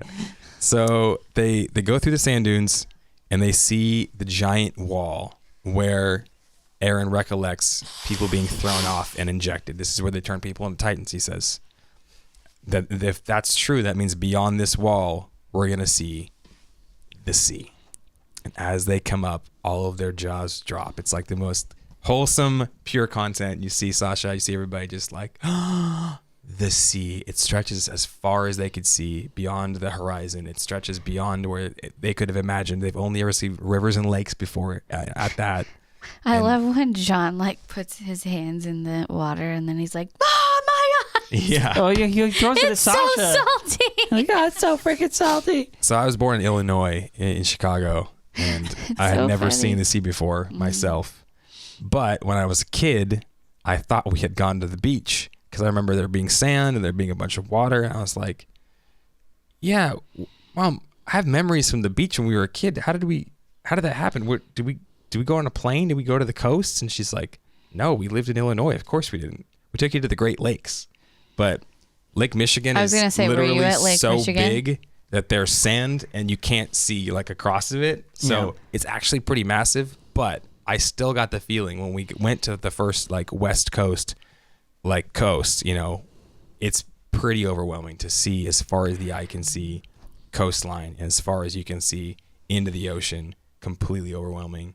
And I can only relate a little bit, but I'm sure that, you know, they don't have TV and movies and postcards like we did when we were kids. You know? Yeah, they literally never seen it. Plus, like the wind and like the smell of the salt air and like I love going to the beach. An experience. I've seen it a zillion times, but I'm like, I love it. It's always kind of an awe-inspiring deal. Okay, so they're playing around in the water. Even Levi looks like he's pretty shocked. We kind of cut back to that scene where they're the little kids looking at the book and they're seeing the sunset and the ocean and the sand dunes and stuff. And now they're living it. Now they're actually seeing it. So like I said, there's a lot of fulfillment here. There's a lot of like completion. And Armin and Mikasa have a moment. Mikasa acts like a delicate female for a second, and it was once. really, really cute. It was really cute. And it made Armin blush, and then they both giggled. It was really sweet. And Armin's like, I told you, like, I knew I was right. Like, look there's so much salt here. Like, merchants could spend their whole lives and not be able to mine it all and sell it all. He's like crying a little bit. Picks up a shell. Yeah, he picks up a shell. Eren is freaking out. So he says this, and he's like, he talks about their Armin says, oh, you know, it's I wasn't wrong. And he's like, yeah, look, it's so damn big. And he said, Armin says on the other side of the wall, there's freedom. There is the sea. Well, Eren interrupts him. He finishes the statement. He's like, "Is the sea?" And on the other side of the sea is freedom. That's what I always believed, anyway. But I was wrong. Like, on the other side of the sea are enemies. And every part of what he's seeing right here, he says this. Every part of what he's seeing is exactly as he saw it in the memories. The reason that's important is because he's had all these memories. How do you know if they're real or authentic? Like he's just been having these Titan memories, and now he goes to the actual place and he knows this place verbatim. He knows everything about it. He knows where all the stuff is. It looks exact, meaning the memories are real. Yeah. And if the memories are real, then beyond the sea is a civilization that hates the Eldian race and has Wants to wipe plans them out. to steal the founding Titan and wants to wipe these people off the face of the planet, that wants to get their resources. He knows this thing is far from over. And like I said, that's got to that punch to the gut. You get there and you can't even really fully enjoy your moment. He finally did what he wanted to do. He killed all the Titans, like you said, they accomplished all their goals, and then he's pointing across the sea and he's like, if we go kill all of them, then will we be free? Yeah. And he has this far off expression, very dark, almost like he's traumatized ahead of time for what is coming next. It's because the goal isn't what he thought it was. Yeah. And this happens to everybody. Like, this is a very human thing. You have this expectation in your mind of what something's going to be. Oh, when I'm an adult, I'm going to be able to do this. It's going to be so great. And you can hear, you're like, holy crap, this is hell, Or when I grow up, I'm going to get married. And you're like, yeah. And then you have, 50 years after that, you have to do something while you're married. You don't just get married and then magically credits everything's roll. beautiful. Oh, yeah. Like, you have to continue to work on it. And you've seen make marriage your in relationship movies work. and you said, oh yeah, it's just you're so happy and perfect and blissful, and You're going to hurt marriage each other and like, let each other down and forgive each other, and you're going to cry harder than you've ever cried in your whole life. And I've never been through it, but I've seen people go through it. But those unrealistic expectations actually can hurt you more than just experiencing the thing itself. Especially when I was a kid, like I struggled with a lot of depression as a kid, and I'd remember I'd have like one thing that I'd be looking forward to, like, oh, this weekend I'm gonna go visit my cousins. It's gonna be so good. And my whole week I'd be like, oh, this sucks, but I'm gonna visit my cousins this weekend. It's gonna be so great. Everything's gonna be awesome. And we're gonna visit my cousins, and we'd go and go to this event that you've been building up in your head, this goal that you had, and you get there and it's not perfect. Things don't always go the way you want them to go in your mind. Or like your birthday party, like this would be the best birthday party ever. Yeah, and you're looking forward. You get a little bit sick on the day of, and somebody's late. And or it's just a normal thing that can't be exactly perfect the way you dreamed it would be, and it doesn't fulfill in your heart what you've always wanted. Yeah, even if it is exactly what you expected it to be and it's magical, it doesn't necessarily fulfill and it whatever doesn't stay. Hole you have inside of you. Yeah, it doesn't last. And so you all of a sudden you're almost more depressed after that, because that thing that you built up way beyond unrealistic expectations ever could have been, you built it up so much that nothing could ever fulfill it. And then you're even more sad that nothing's going to fulfill you. And so then you're like, okay, what's the next thing I can look forward to? What's the next thing? And it's almost like a balance in life. You need to set goals for yourself. That they show in business classes, successful people set goals, and they stick to those goals, and they're realistic and they're attainable, and they pursue those goals. But it's like you were saying earlier, we can't get so obsessed with the goal that we forget why we're doing what we're doing. Yep. Eren's got this goal. I'm going to defeat all the Titans. I'm going to get outside the walls, and he does both those things, and neither one of them bring any type of comfort and satisfaction that he's been desiring. He thinks that when he kills the Titans, he's going to avenge his mom, and he's gonna feel like this, finally, mom, your death wasn't in vain. I've done it. I've avenged you. And it's definitely not like that here. And he even got a spoiler from Ymir earlier on. She's like, you think these people are the people that are the villains, And he's like, I don't even know what you're talking about. Now he gets beyond the walls, and the thing that he's been hoping for, the thing that he's been encouraging himself, don't worry, Armin, when we get beyond the walls, that'll be freedom. We'll be able to experience all these magical things. And he gets beyond the walls, and he realizes now with these new memories, beyond the walls isn't freedom. It's just more people who are just as oppressive and just as hateful as the people inside the walls. Yeah. There's more monsters out there. And then he says, okay, wait, what's my new goal? Now, if I get beyond the sea, do I kill all the enemies beyond there? Then we'll have freedom. He's trying to figure it out. You can tell he's kind of having an existential crisis of sorts, because he's built this thing up so far in his mind. And part of the problem, I think, is, like you're saying, we have to have goals, but we also don't need to have these everything in my life is about this one thing and nothing else. You have to enjoy what you have where you're at. If you're in a spot and maybe your life is really, unfulfilling, we want to make a goal and say, I want to get out of this spot. I want to begin to make myself better for the sake of myself and those around me and future generations. I want to begin to be a more disciplined person. I want to be able to take some more responsibility, and I want to begin to create a better reality for myself.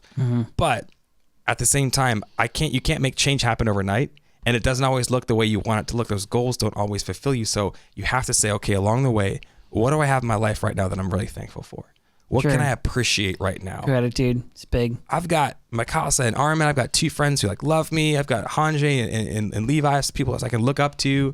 I've got Horseface over here. I can always be buddy. Like, you got to look at what you have and be appreciative of it. And then really, like, you can't just be living in the future all the time. Yeah. And be praying that the one payoff you get is going to fulfill everything. It's not. It's never going to. You have to continue to build realistically expectations in your life with that gratitude, looking forward all the time. And it's a trap that a lot of us fall into if you don't. So don't do that. Don't be like Eren. But also, Eren is in a really specific area. Well, he is 15/16. And he's got these memories about how terrible the world could be outside of it all, you know? Yeah. Yeah. Okay, we gotta end it there because I'm freaking. I got spoilers burning a hole directly in my pocket. Okay. Well, listen. It's time for the spoilers. Go find us on YouTube. Go find us on Facebook. Go find us on. We're planning to make a move. I want to be on at least one more social network, so you'll find us there as well. But twitch.tv/Beyond the Basement. Don't forget, Demon Slayer is coming up next week. Yes. We're going to start it. We're going to, of course, do a special episode where the movie's launching June. What's the launch date on the movie? It's very soon. It's very soon. Anyway, when the movie launches, we'll do a special episode on that as well. So we're going to have some more fun. Demon Slayer episodes will be shorter, but the podcast is sticking around. We're still Sunday nights at 5. We've also got some OVAs we're going to slip into every once in a while. We've got our game nights we're doing on Friday nights. Game nights. Around 8 o'clock. Check out our Twitch for that as well. It's all West Coast time, by the way. Yes. So Pacific time, whatever that is. Anyway, okay, with that said, we got to go to the spoilers. So if you don't want to hear this, turn your freaking phone off because it's time. I can't wait. Okay, it's actually pretty warm with that thing on now. Yeah, you can tell we've been doing this for over a year because we're back into the warmer days. Yeah, we're back into the year where it's sweaty like part. So sweltering in here with these lights. I'm about to lose some weight in this room. I don't have my air conditioner set up yet because it's April. Okay, so for those of you who don't know, Oregon is where we live. And it is like April. It likes to fake you out. It rains 9 months out of the year here. Like it is like rainy and like 50 degrees or something. It's downstairs. So April showers bring May flowers. It's more like April showers bring May showers, which bring some June showers, and hopefully there's no showers in July. There's also August showers sometimes. Yeah, and so like we pray for nice weather, and somehow we have had like 2 straight weeks of not only nice weather. Today it is 80. Sunny with a high of 82. It's like I took my sweater off today. I'm wearing flip-flops. For the rest of us, we're wearing shorts and flip-flops. Like, it is spicy. And Rachel's the coldest person on earth, so we're clear. I don't know about that. I mean... What was my joke? Oh, okay. You guys want to hear a great joke before we get the rest into spoilers? Sure. If April showers bring May flowers, what do May flowers bring? The Pilgrims. You're not supposed to say the punchline. That's my job. Sorry. What, Eric? What did they bring? Pilgrims. And rats. A lot of rats on those ships. Also, Possibly smallpox disease, yeah. and dysentery. Yeah. So, okay. Scarlet fever. Jumping into the spoiler section. It's time. Okay. Yes. Can we do... Hang on. I had one at the very end here. Okay, the shell. They keep bringing up the shell. Correct me if I'm wrong. Armin has the shell in his hands while he's at the ocean. Yes. They show the shell in the trailer. They show it in the intros. We see this shell quite a bit. She sells seashells by the seashore. By the seashore? Yeah. What's your guys' He's holding the seashell when he's talking to Annie. When he talks to Annie, he also has the seashell. But what is the point of it? Does it symbolize in the end that everyone is going section, to... Right? Yeah. It was Annie! Sorry. Does it symbolize that everything is going to freaking become... I'm telling you, I don't know. I still think the seashell has something to do with whatever weird glowy thing You think so? Ymir touches in the sea. Like, did it crawl out of the seashell? We don't know what Ymir touched. Is the seashell going to glow at some point? You're telling me Are the Titans shellfish? I don't know. All the Titan powers came from somebody licking a shellfish? Yeah. It's a shellfish allergy. That's why you don't lick random stuff you find at the beach, okay? Don't be like John, throw it in somebody's eyes. Or Hanji. I love how Hanji is like, what is that? And Levi's like, don't touch that. It's probably poisonous. And then she puts one in both hands. And she's like the scientist. Like, she should be thinking about that. I'm surprised she didn't lick it, okay? She's too curious.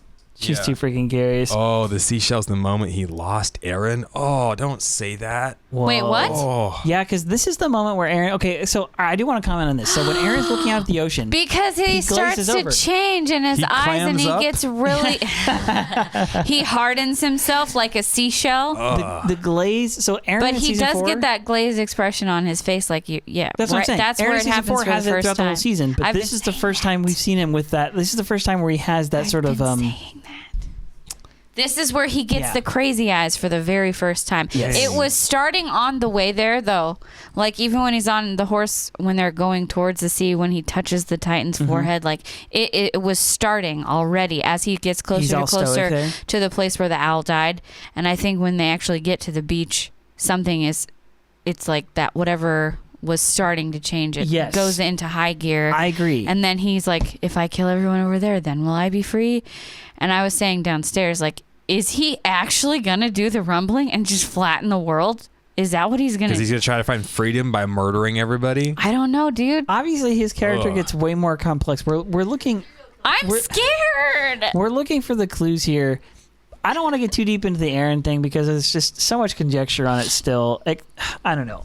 What I want to bring up Do you want here to know about what the seashell thing is Annie the seashell? well, that's what I'm She saying. Is hardens Annie herself. is literally in a shell, and she's like a creature inside of a shell. And I feel like there's something to that. And Armin is holding this like empty shell. It's as if he Yeah. has hope for her to come out. Like Annie is the seashell. Annie's She's a hollow shell. Sorry. Annie's the mystery surrounding her Yeah. Yeah. has to play into the whole There's still story. so much we don't know. And there's only what do we have? 16 more episodes? We don't know. And It could be probably a freaking movie. 20, dude. A movie? I don't even. Or I they don't can even Game know. of Thrones us be like, here's 3 episodes. Like, but you guys could always make more. Like, no, we don't want to make any more. Like, Cram but it all we've in waited 10 years. Please don't do that to us, Mappa. Anyway, Yeah, the seashell, man. Okay, so we see it multiple times. It's like the birds. The birds symbolize They like keep coming up. freedom, transcendent ideals, overcoming, like being beyond the hatred and the crazy fighting of war. Like the wings of freedom. The birds represent something. The wings of freedom and the birds are definitely connected. and the seashell. It's definitely a symbol. Paris thinks it symbolizes his hope that there's still amazing things and places in the world. Despite all the terrors they've seen, he's holding on to it dearly. His hope that there's still beauty in the world. I was definitely thinking it had something to do with his dream being fulfilled of seeing the sea. Their childhood dream, you know, they pushed through and they made it. Yeah. And it's a symbol of hope. Yeah, I hope so. But there might be a double meaning to it. Yeah. Or maybe even a triple meaning. I wouldn't put anything past Isayama at this point. This man. Yeah, it's like It's exasperating, okay? it's like he's seeing. I understand. The world is cruel, but it's also beautiful. yeah. So maybe that's what it is. Annie is cruel, but she's also beautiful. I'm sorry. No. Yeah. Hey, that's True actually story. good. Yeah, good. True story. I would say so. Okay, so I want to hit on something that happens a couple times in this episode, where Historia shows up, and she shows up in a pretty strong way. So she's been a pretty dominant character in season 3, and she's the queen now, right? And she actually operates as the queen. So we saw her have her heroic moment when she kills deals the killing blow to the Broad Rice's Titan. She's anointed queen, and then in this episode, she at the very first is the one to make the call, say, no, we're going to tell everybody everything. She makes a principled stand and says, we are returning the memories that were stolen from them 100 years ago. Like I said, she's moving in the opposite spirit of her father, of Rod Reiss. Then later at the ceremony, we see her again. She's doing her like queenly duties. I'm bringing this up to say she's a authoritative, functioning queen ruler right here, okay? And a member of the military. A member of the military and a dominant character. In the first half of season 4, we see her one time pregnant in the backwoods, and that's it. What Pregnant in the the kitchen. actual heck? Seriously, she's depressed, pregnant, and sitting in a rocking chair watching the sunset. I understand. She we have to doesn't say a focus. single word. They Yeah. talk about her. with her Okay. friend, her farmer boy. One of our viewers emailed about thinking a theory that they think potentially they're foreshadowing Historia might die in childbirth. Oh, Oh, dang. Because if you think about that, when they're all discussing in the room about how childbirth is difficult, she might not even survive. That seems like a strange thing to just mention for no reason. So maybe there is a reason. Maybe she's going to die, or she's going to be about to die, and that's when they change her into a shifter because it's the only way to keep her from dying. dang. What happens to the baby though? Well, if she's given birth and she's bleeding out. Okay, she's giving birth. That's fine. Yeah. You know, because that happens a lot when women give birth. They sometimes part of the placenta gets stuck and they just bleed to death, and there's nothing that can be done. Yeah, that'd be really sad. Paris just found a baseball in his closet. That's not a good sign for you, bro. Yeah. Are you the Beast Titan? Please don't euthanize me. So Nate the Great had a good. Yeah, I saw this. Yeah, so Isayama said that his intention with the seashell was symbolic. While Eren and Armin shared the dream, in this moment, Eren is focused on something beyond the dream. To the shell, to Isayama, symbolized the end of that idealistic dream. Also, the symbolism of a shell left over being from a creature that could no longer live inside that particular cage. Ooh. Yeah, that's the line. That's the pretty, spice, that's baby. strong, dude. That's the That, spice. good I mean, that analysis. is the kind of shell. A conch shell is the kind of shell that he's holding, and that's what hermit crabs. Crabs. Hermit crabs live in, and when they get too big, they leave it to They go usually find a new bigger home. one, yeah. They go find a bigger shell. Yeah. Dang. That's interesting. It's pretty spicy. So, yeah, dude, the Historia thing. I'm just looking at her here going, she's like this like powerful queen, and the next season, like, where's she at? And then she just becomes a baby machine. Like, what the? She's gotta be. Yeah. Anyway, I'm just predicting a pretty hard shift. She was 15. Now she's 20 something, probably 2021. In the It's been 4 years Yeah. since this So- part. So she's 19. So she's 19. Well, No. I'm saying 4 years Yeah. since they got to the edge of the wall. So total of 5 years from Yeah, it's 15. 5. And so she's she's about 20 20. when she gets pregnant. Okay. Is what I'm saying. Or so. They don't say everybody's exact age, so it's something like I'm that. just She's a gonna young guess. adult. That's about it. Going back to Floch's moment. Yes, let's get a Floch. This is a good one. This is the launching of Floch. Floch, yeah, this is where it takes His flight. radicalistic, wings. Yeah. like he's- revolutionary thoughts. He gets radicalized because he feels like people aren't being fair and they're not telling the truth, and this turns him on to wanting to become the first Jaegerist. It's Yes. interesting though, because in this scene, he's like opposed to wanting Eren. to punch Eren in the face, and they're at odds with each other. And then eventually, he's going to become his right hand man. Like, I here's want the thing. someone to explain to me that journey. Like, how does he go from? Look at Erwin. He hated Erwin too. It's true, And then he's like, no, he's the devil we need. that I need to save me. Right. So here's the thing. Okay, Floch is actually, I really like this character for this reason. So he's kind of he's a young man. Okay, young men are impressionable, but young men are looking for manhood, if you could say it that way, looking for masculinity. They're looking for somebody else who has leadership. They're looking to become that thing. That's how young men are. So that's how we're wired when we're that age. It's we're in the process of becoming a man, and we want somebody or something to look to know what that thing To is. follow, to fight for. To die Yeah, for. we have some instincts about it as men, and that's Floch's character. He's in that stage, and yeah, Erwin is a great one. He's a great example to look up to. He's somebody who's a strong leader, and he's got this kind of gift of intuition and so on. He's looking, he's what am I trying to say? It's very he's patient in a way. So at any rate, yeah. So Floch kind of gloms onto Erwin and sees him for what he is because he sees Erwin as somebody who will fight. As that is again a very typical like young man kind of like trait. When you see somebody who's willing to like put up a fight and stand strong, you're like, oh, that's somebody I can look up to. That's why sports figures and athletes and actual literal fighters and stuff like that become like idols to young guys because we're like, oh, look at somebody who can put up a good fight. So he sees that in Erwin, then he sees it again in Eren. So I think he gives a few key lines. One of the things he says here is, you guys wouldn't stand up to your superiors. Okay, later on, when Eren goes and does his thing, when he goes to Marley and launches the attack, he's fully standing up to his superiors saying, F your plan, Yeah. I'm I'm going gonna with do it my plan." way. Floch gravitates toward that. Not just him, but lots of these young recruits are going to gravitate towards that strength. So what people view as strength, whether it's right or wrong, it's attractive, especially in a time of chaos and a time of uncertainty. Somebody who has a plan and who can project strength will attract people to follow them and then to join them in their cause, whether it's right or wrong. The Hitler thing, I know we always come back to this, but it's just an example everybody knows.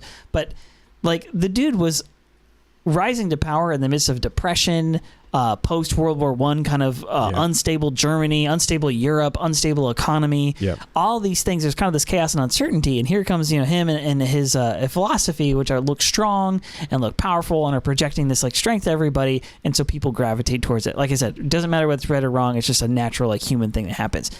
I think that is what Floch represents, and that is he sets himself up for a right here. He's like, you should not listen to your superiors when they're wrong, and And you got to start telling the truth. Start telling the truth. He feels disillusioned with the fact that like he was led astray. He wasn't told. He was told all these glorious promises, and they didn't actually give him the cold hard truth. And so he wants to be a truth teller. And he there's so many of the themes, like you're saying, of all these like young people, specifically people that, like, kind of get radicalized like online to these like really radical ideologies. Is like before the internet, it was just a different venue. Newspapers, whatever it was, magazines, underground meetings, the client, whatever it is. Right, but these people would get radicalized because they felt there was some unrighteousness going on. They felt that they were being cheated. They weren't being told the whole story. The truth wasn't getting told, and they're looking for somebody who's going to stand up and tell the truth, right, and say the right thing, and be confident. Right, like these people, even if that's not actually what's happening, if it appears so,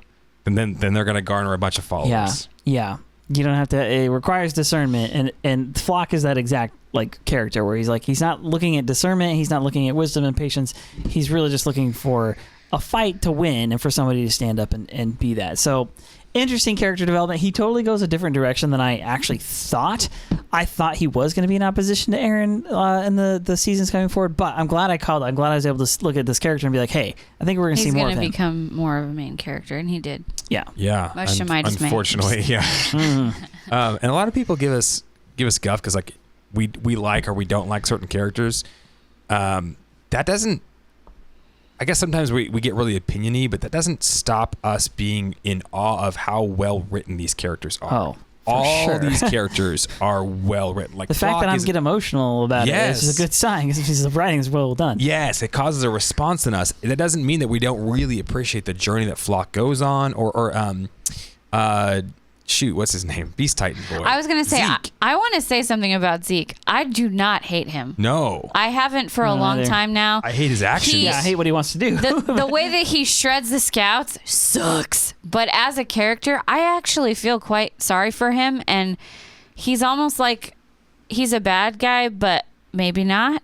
I don't know. I definitely have very mixed feelings about Zeke. I don't hate him. No. I don't trust him. Yeah. I'm not necessarily rooting for him, but I'm also not necessarily rooting for him to die either. But he's like the best written. He's suffering character. So bad, and he rose from obscurity and like he was weak, and he became this crazy strategist and was in the war room with the Marleyean leadership. Like he's so badass. He's diabolical.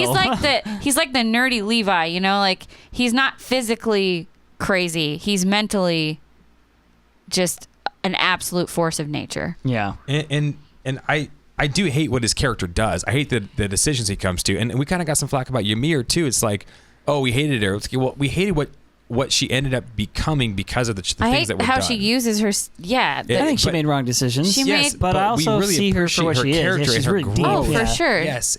We don't miss the nuance. We're like, whoa, in awe of these things.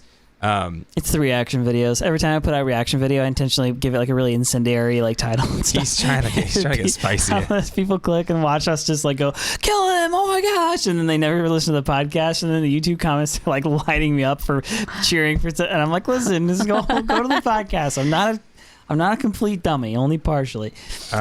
Yeah, so it's like these characters are so well written. If you look at any of these other villains or other stories or whatever, they're just so surface level in comparison to like these well fleshed out characters.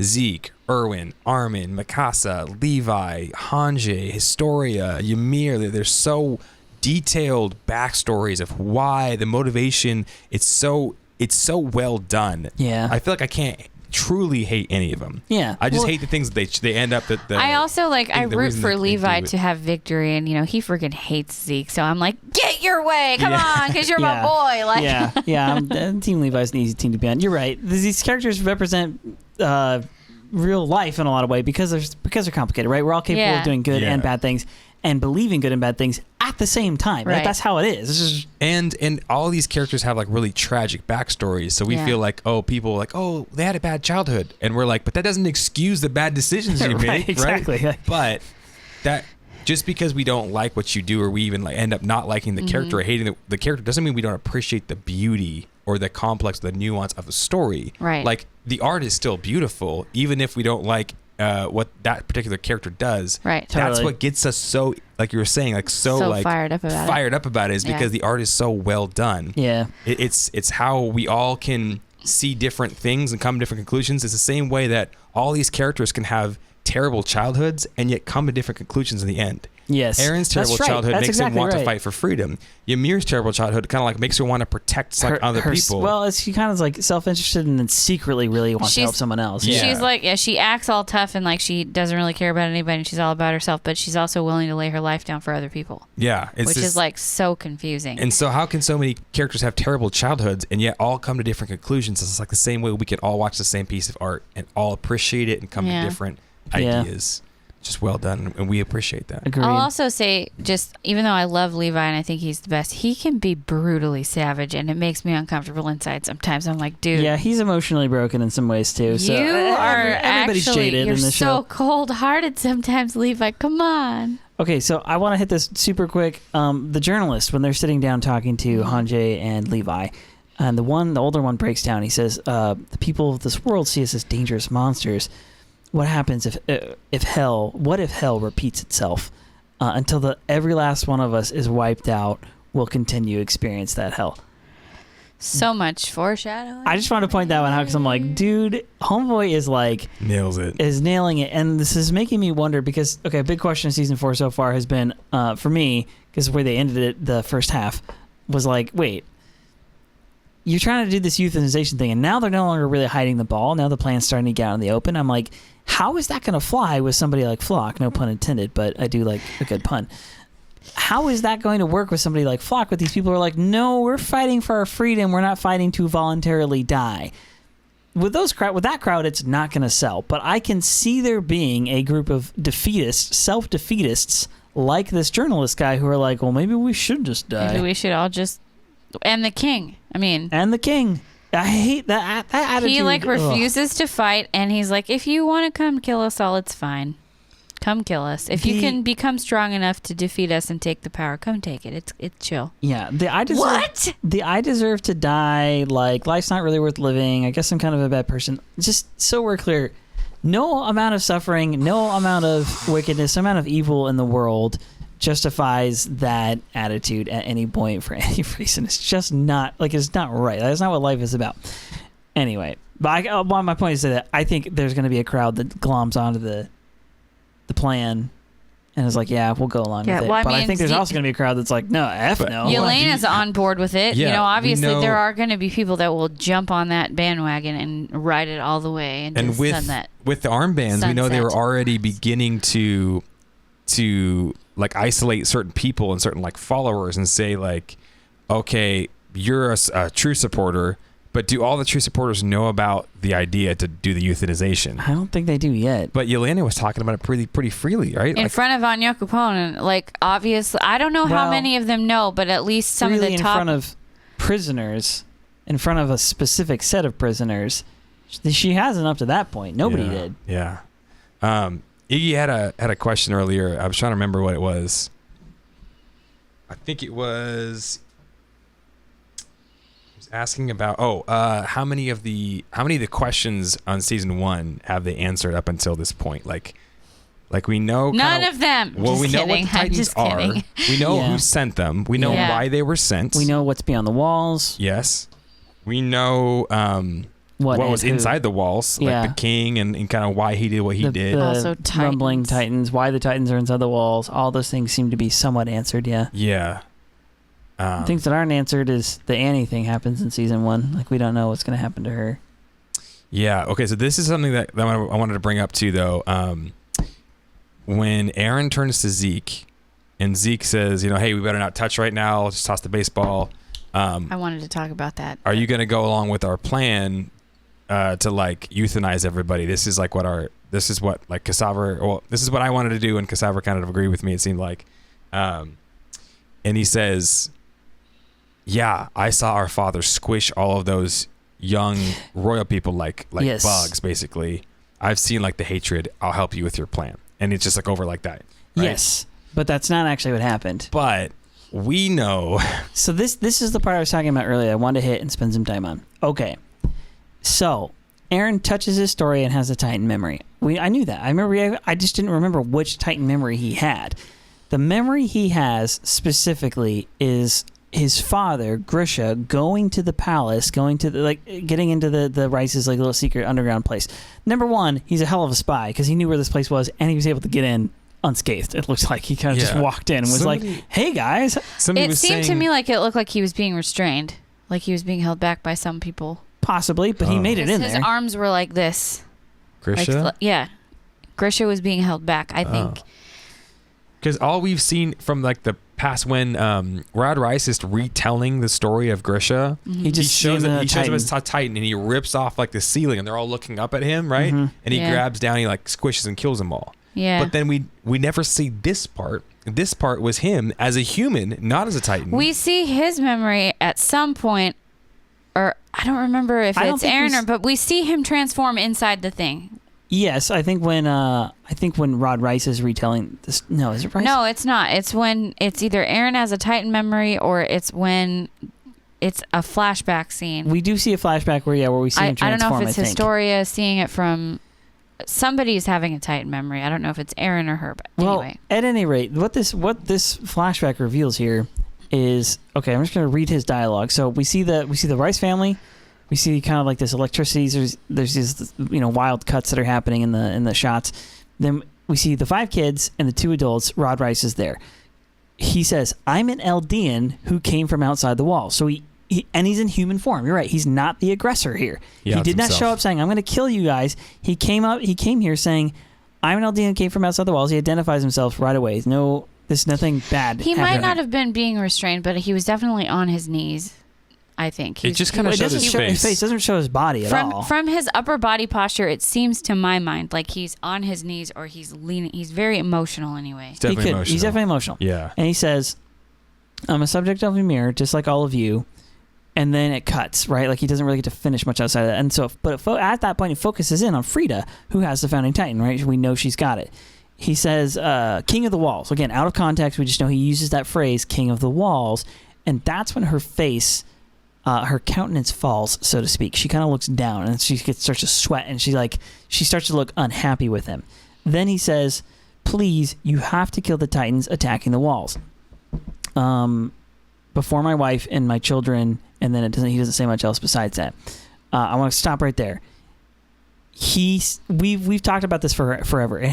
There's no way it's coincidence that the night before the attack on the walls, Grisha is out here doing this stealing the founding Titan power thing. These two events have to be connected. How did he know? Did he know? Is it chance? It's not really clear because it could be coincidence in so much as perhaps Grisha left to go do his doctor thing and then heard news about the attack, and then he goes to this palace right as that's happening. Right after the attack. Yeah. It's hard to say if it's right before or right after. All I know is he leaves town right before. But this is a huge chunk of context, right? Yeah. Remember we talked about You got to tell the truth, the whole truth, and nothing but the truth. Reiss told us a part of the truth. Grisha showed up and stole the power, from Freida. But he didn't tell us, hey, he didn't just come as an aggressor. He didn't just come say, hey, I'm going to force my will on you. Give me here. There's no negotiation. He pled for help. He actually came, and he didn't just come just to steal the power. He came and said, please, come help me. You have to, not me, not give me your power. I'm going to go stop. He said, let's go together. Grisha's got a Titan power. The king within the wall, Freida, had a Titan power. Mm-hmm. Let's go stop the attacking Titans from killing the people within the walls. My wife and my kids. He actually came in a position to negotiate. Children. Yeah, the children, right? Well, the reason he says children, but he only has one biological. He only has Eren. Right, but he calls Mikasa his kid. Yeah, I love it. Unless his wife was pregnant and we just didn't know. That'd be really sad. Anyway, so it just completely changes. It's almost like you hear one of those reports, a man stabs 3 people in a wild, rage, and you're like, wait a second, those people were trying to mug him, and they tried to kill his family. you had to read more about the situation to find out what was going on. But it's all about how something is framed. It's all about the narrative, the optics, right? Well, if you're framing this with Grisha pleading, please help stop all these terrible people from killing our people, our family, my kids, your people within the walls, help us. And then it looks like Freida gets angry. She gets mad and her eyes go purple. She gets the founding Titan eyes. It's like she's the Hulk. Yeah. Like she's the one about to transform, and like she's the one who's about to start the fight, which makes me think that we actually don't know all of what happened. It's true. She goes from shocked to I'm going to kill you now. From the longest time, I thought that there's no way Grisha killed the rest of those kids. I thought that was just basically propaganda. And then when we see season 4, where Eren says, "Yeah, I saw my dad kill those people," I go, "Oh, I guess he did kill him. Well, that kind of sucks." Grisha was kind of a d-bag of a husband and a father. Yeah. But maybe there's more than meets the eye. And also, when he's talking to Zeke, he doesn't tell him about any of those things. He doesn't say, our dad tried to reason. Yeah. He pled to stop He regretted not being a good dad to you. He didn't say any of that. Memories. He literally just gives him this much of the truth. And that tells me that Eren could be attempting to deceive Zeke this whole time. I think that's a very subtle clue, but I do think I think you might be right. I think that could be something there that at the very least, Eren has this recollection, specifically when he touches Historia, a royal. This is as close as he's going to get with the Zeke stuff. Like, and he has this memory of his father, and it looks like his father's certainly not the aggressor. It makes me question the whole thing. Although, if I'm not mistaken, the first time we get this flashback is actually when Reiss has Historia touch Eren. Yeah, there's something like that. And so it makes me kind of wonder, like, I doubt Reiss has that much control over the memories. It seems like at least some of this must be legit. Did he only give him part of the memories that he would, like, get convinced his dad was a bad dude? Perhaps. Well, I don't know about him giving memories to Eren. I'm saying he's trying to show Historia something there. What my point I want to bring up is that we discussed this. How did Rod get away? Yeah. Everyone else happened to die, but Rod's the only one to get away. I think I said this downstairs, but I think he used the confusion and all the ruckus to escape. But none of his kids could do that too? I don't know. It just was luck, or do you think it was something happened by chance? Because, okay, we see this scene. Grisha gets the power. Her eyes, she looks angry, then she goes full king. Now, we kind of had two theories. One was, she's angry that Grisha broke in here, and she's going to fight him. Or two is that here he is, he's pleading for help. The Freida, before the king's will, says, I need to go help him. Our people are dying. We need to, and the king takes over and says, nope, we're not going to go fight. And that's when Grisha has to, like, escalate things. But Iggy had a good question. Why would she fight Grisha but not go fight the attacking Titans? I have an idea about that. Okay. The king doesn't want to fight, right? The king renounced war. Grisha is talking about going and fighting in a war with Marley. If you're fighting off the attack, you're engaging in warfare. Yeah, and you're opposing the vow. A defense is engaging in warfare. It's not attacking, but it's still part of warfare. Well, and the vow was if we sin... Yeah, the vow was... we deserve what happens. Yeah, and he also... The other part of the king's vow was if Marley becomes strong enough to come here and come into our walls and take the power, I won't defend against them. So Grisha's like, come fight with me. I'm going to stop them. So he's like, no, I'm going to stop you from stopping them because they're supposed to come take the power from me. Oh, that's also, interesting. what if he's like, oh, Marley's here. The king realizes the king within the walls realizes, oh, they've come. And he kills all of the other kids in the royal family. So wait, say that last part again. What if the king inside of Freida is the one who kills the royal family? That's what I think too. And Grisha was trying to stop it, and Rod escaped.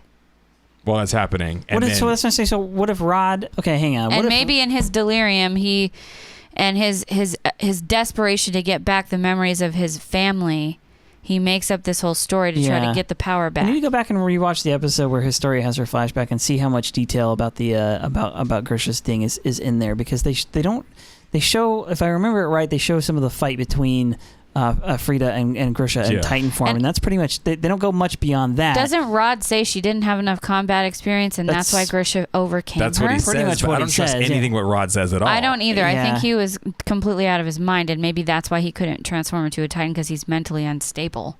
Oh. And that's why he turned into that crazy monster. Do you think he killed his family? And that's my other thought, is he somehow killed them all, but it doesn't really make sense that he would do that, because he wanted someone to take on the power of unless he was counting on Historia being the only one. What if the kids witnessed Rod basically and Freida like betraying them, and they're like, we're not going to betray you anymore, like we don't want to take the power anymore, and he was like, oh crap, kills them all, blames it on Grisha, and then says, okay, the one royal who will be loyal to me, Historia, I'll go take her, and she'll be the one. Because she doesn't know enough. Yeah. Here's the thing: is at the very least, Grisha is verifying that the vow is pretty much real because he's telling them there's an attack going on right now, and you could do something. You think about it like, wait, you actually literally could do something about it. There's a bunch of Titans, pure Titans running around that you could control. Yeah. And you can transform yourself. You could go and at least mount some kind of defense against this, but they choose not to. You think that thought hadn't crossed me until we did this episode. I'm like, wait, they literally had the opportunity to defend, and now we know for sure that the vow is real. And what's interesting is that the vow of not defending yourself is real, and yet the threat of the rumbling, at least so far, was not real at all. Nothing happened. Mm-hmm. So it was one part just for show, and the other part was actually. That's my question. Is this now? Not that I don't think the rumbling's going to happen, or not that it couldn't happen. I think it could. The rumbling could happen. But what I'm saying is, it seems like the rumbling was a fairly empty threat on part of the Royals. Yeah. If he's so passive, then why would he ever even like? Maybe it was just an empty threat, basically. That's what I'm saying. Is it seemed like it. Now I'm not saying it's impossible for it to happen. I'm saying that he never intended to actually do it. So do you think that if Grisha would have busted in there and said, "Hey, I'm from Marley. I'm here to take the power," that the Queen would have just let him take it? And just said, "Yeah, we deserve this." Maybe. But because he said, "I'm an Eldian. I'm from beyond the walls. Help me save our people." Yeah. The King was like, "Nope, I hate our people." No. Dang, I really want to find out what actually happened in that. Okay, I have some thoughts about this. Okay, so Historia is a royal, as we know, and when she touches a Titan shifter, or even apparently something that their DNA is on, she has memories of that person. Yeah. So when she touched Eren, the memories that she had were of her sister, whose power is inside of Eren. Yeah. And then Eren had memories of his own dad. So they had different memories. Remember, what's his name said that as long as we have them, their memories are never gone. They're never gone. They're just with us, like in the memories. Yeah. So she can use the power, the royal power that's in her blood, whether she's a shifter or not, at least to some degree. She can't control people's memories. She can't control the Titans, most likely, but she does, even though she's not a shifter, somehow have access to those powers, which is really interesting to me. Also, she doesn't seem to need to be a Titan shifter for Eren to be affected by that royal blood that's inside of her. Right. So to me, it's a really weird leap that he's making, that she has to be turned into a Titan shifter for him to be able to unlock the royal power inside of him and control other Titans. Maybe it has nothing to do with whether or not she's a shifter. Maybe. They don't even try. Like, it bothers me that the scientific method is just like completely thrown out the window, and he leaps to conclusions and he keeps it all to himself, because maybe she doesn't need to be a shifter for him to be able to touch her and control the pure Titans. I don't think it's a weird leap. And the other thing is, Zeke won't even touch him at all. So I'm Yeah.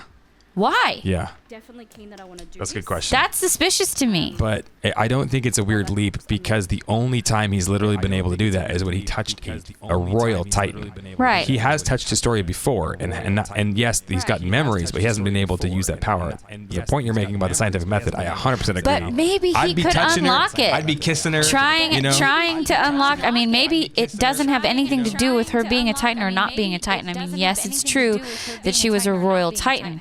But what if he just touched a regular royal person? If Historia can access some of the power without being a shifter, then why couldn't he unlock the royal power inside of him without touching a royal who's been made into a Titan? Or put like a drop of Titan fluid on her skin and like touch that while you're touching her, and then I don't know.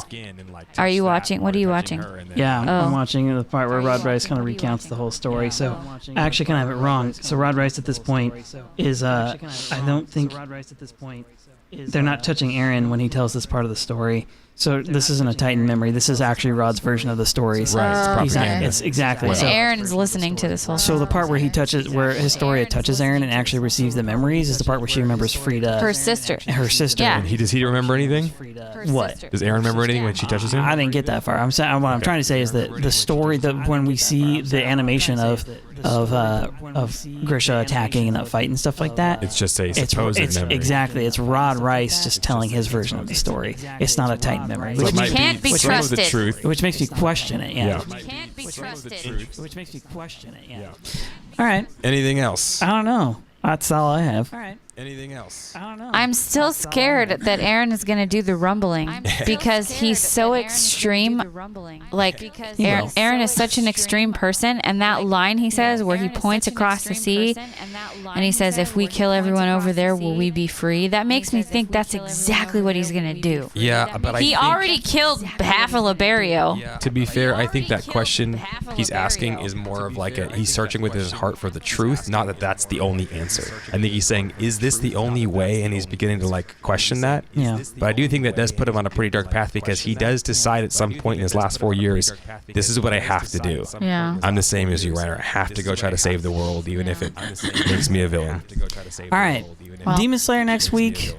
Get your bones I'm ready. hoping that I have my cool new earrings. If you guys enjoy our content, please make sure to subscribe on YouTube, hit us like, and check out these 5-star amazing reviews. mugs/t-shirts you could pick up at our store in the link below. Support the show, and we appreciate y'all sticking around. We'll see. That's it. We'll see you on Friday night on game night. Next Come join time. us. 8 p.m. Friday night. We're playing some games. Come Let's hang out. do it. All right, guys. See you later. Hey guys, thanks again for watching and listening to our show, Beyond the Basement Podcast. If y'all are enjoying it, go ahead and leave us a 5-star review on iTunes or wherever else you listen to our show. Check out the description below for links to our awesome Attack on Titan merchandise. And join us live on Sunday nights on Facebook for all of Season 4. And some of our best content is on YouTube, including me, so go ahead and check that out. And lastly, if you guys have any questions or just want to chat with us, please email us at beyondthebasementpodcast@gmail.com. Thanks again, and we'll see you guys in the next video.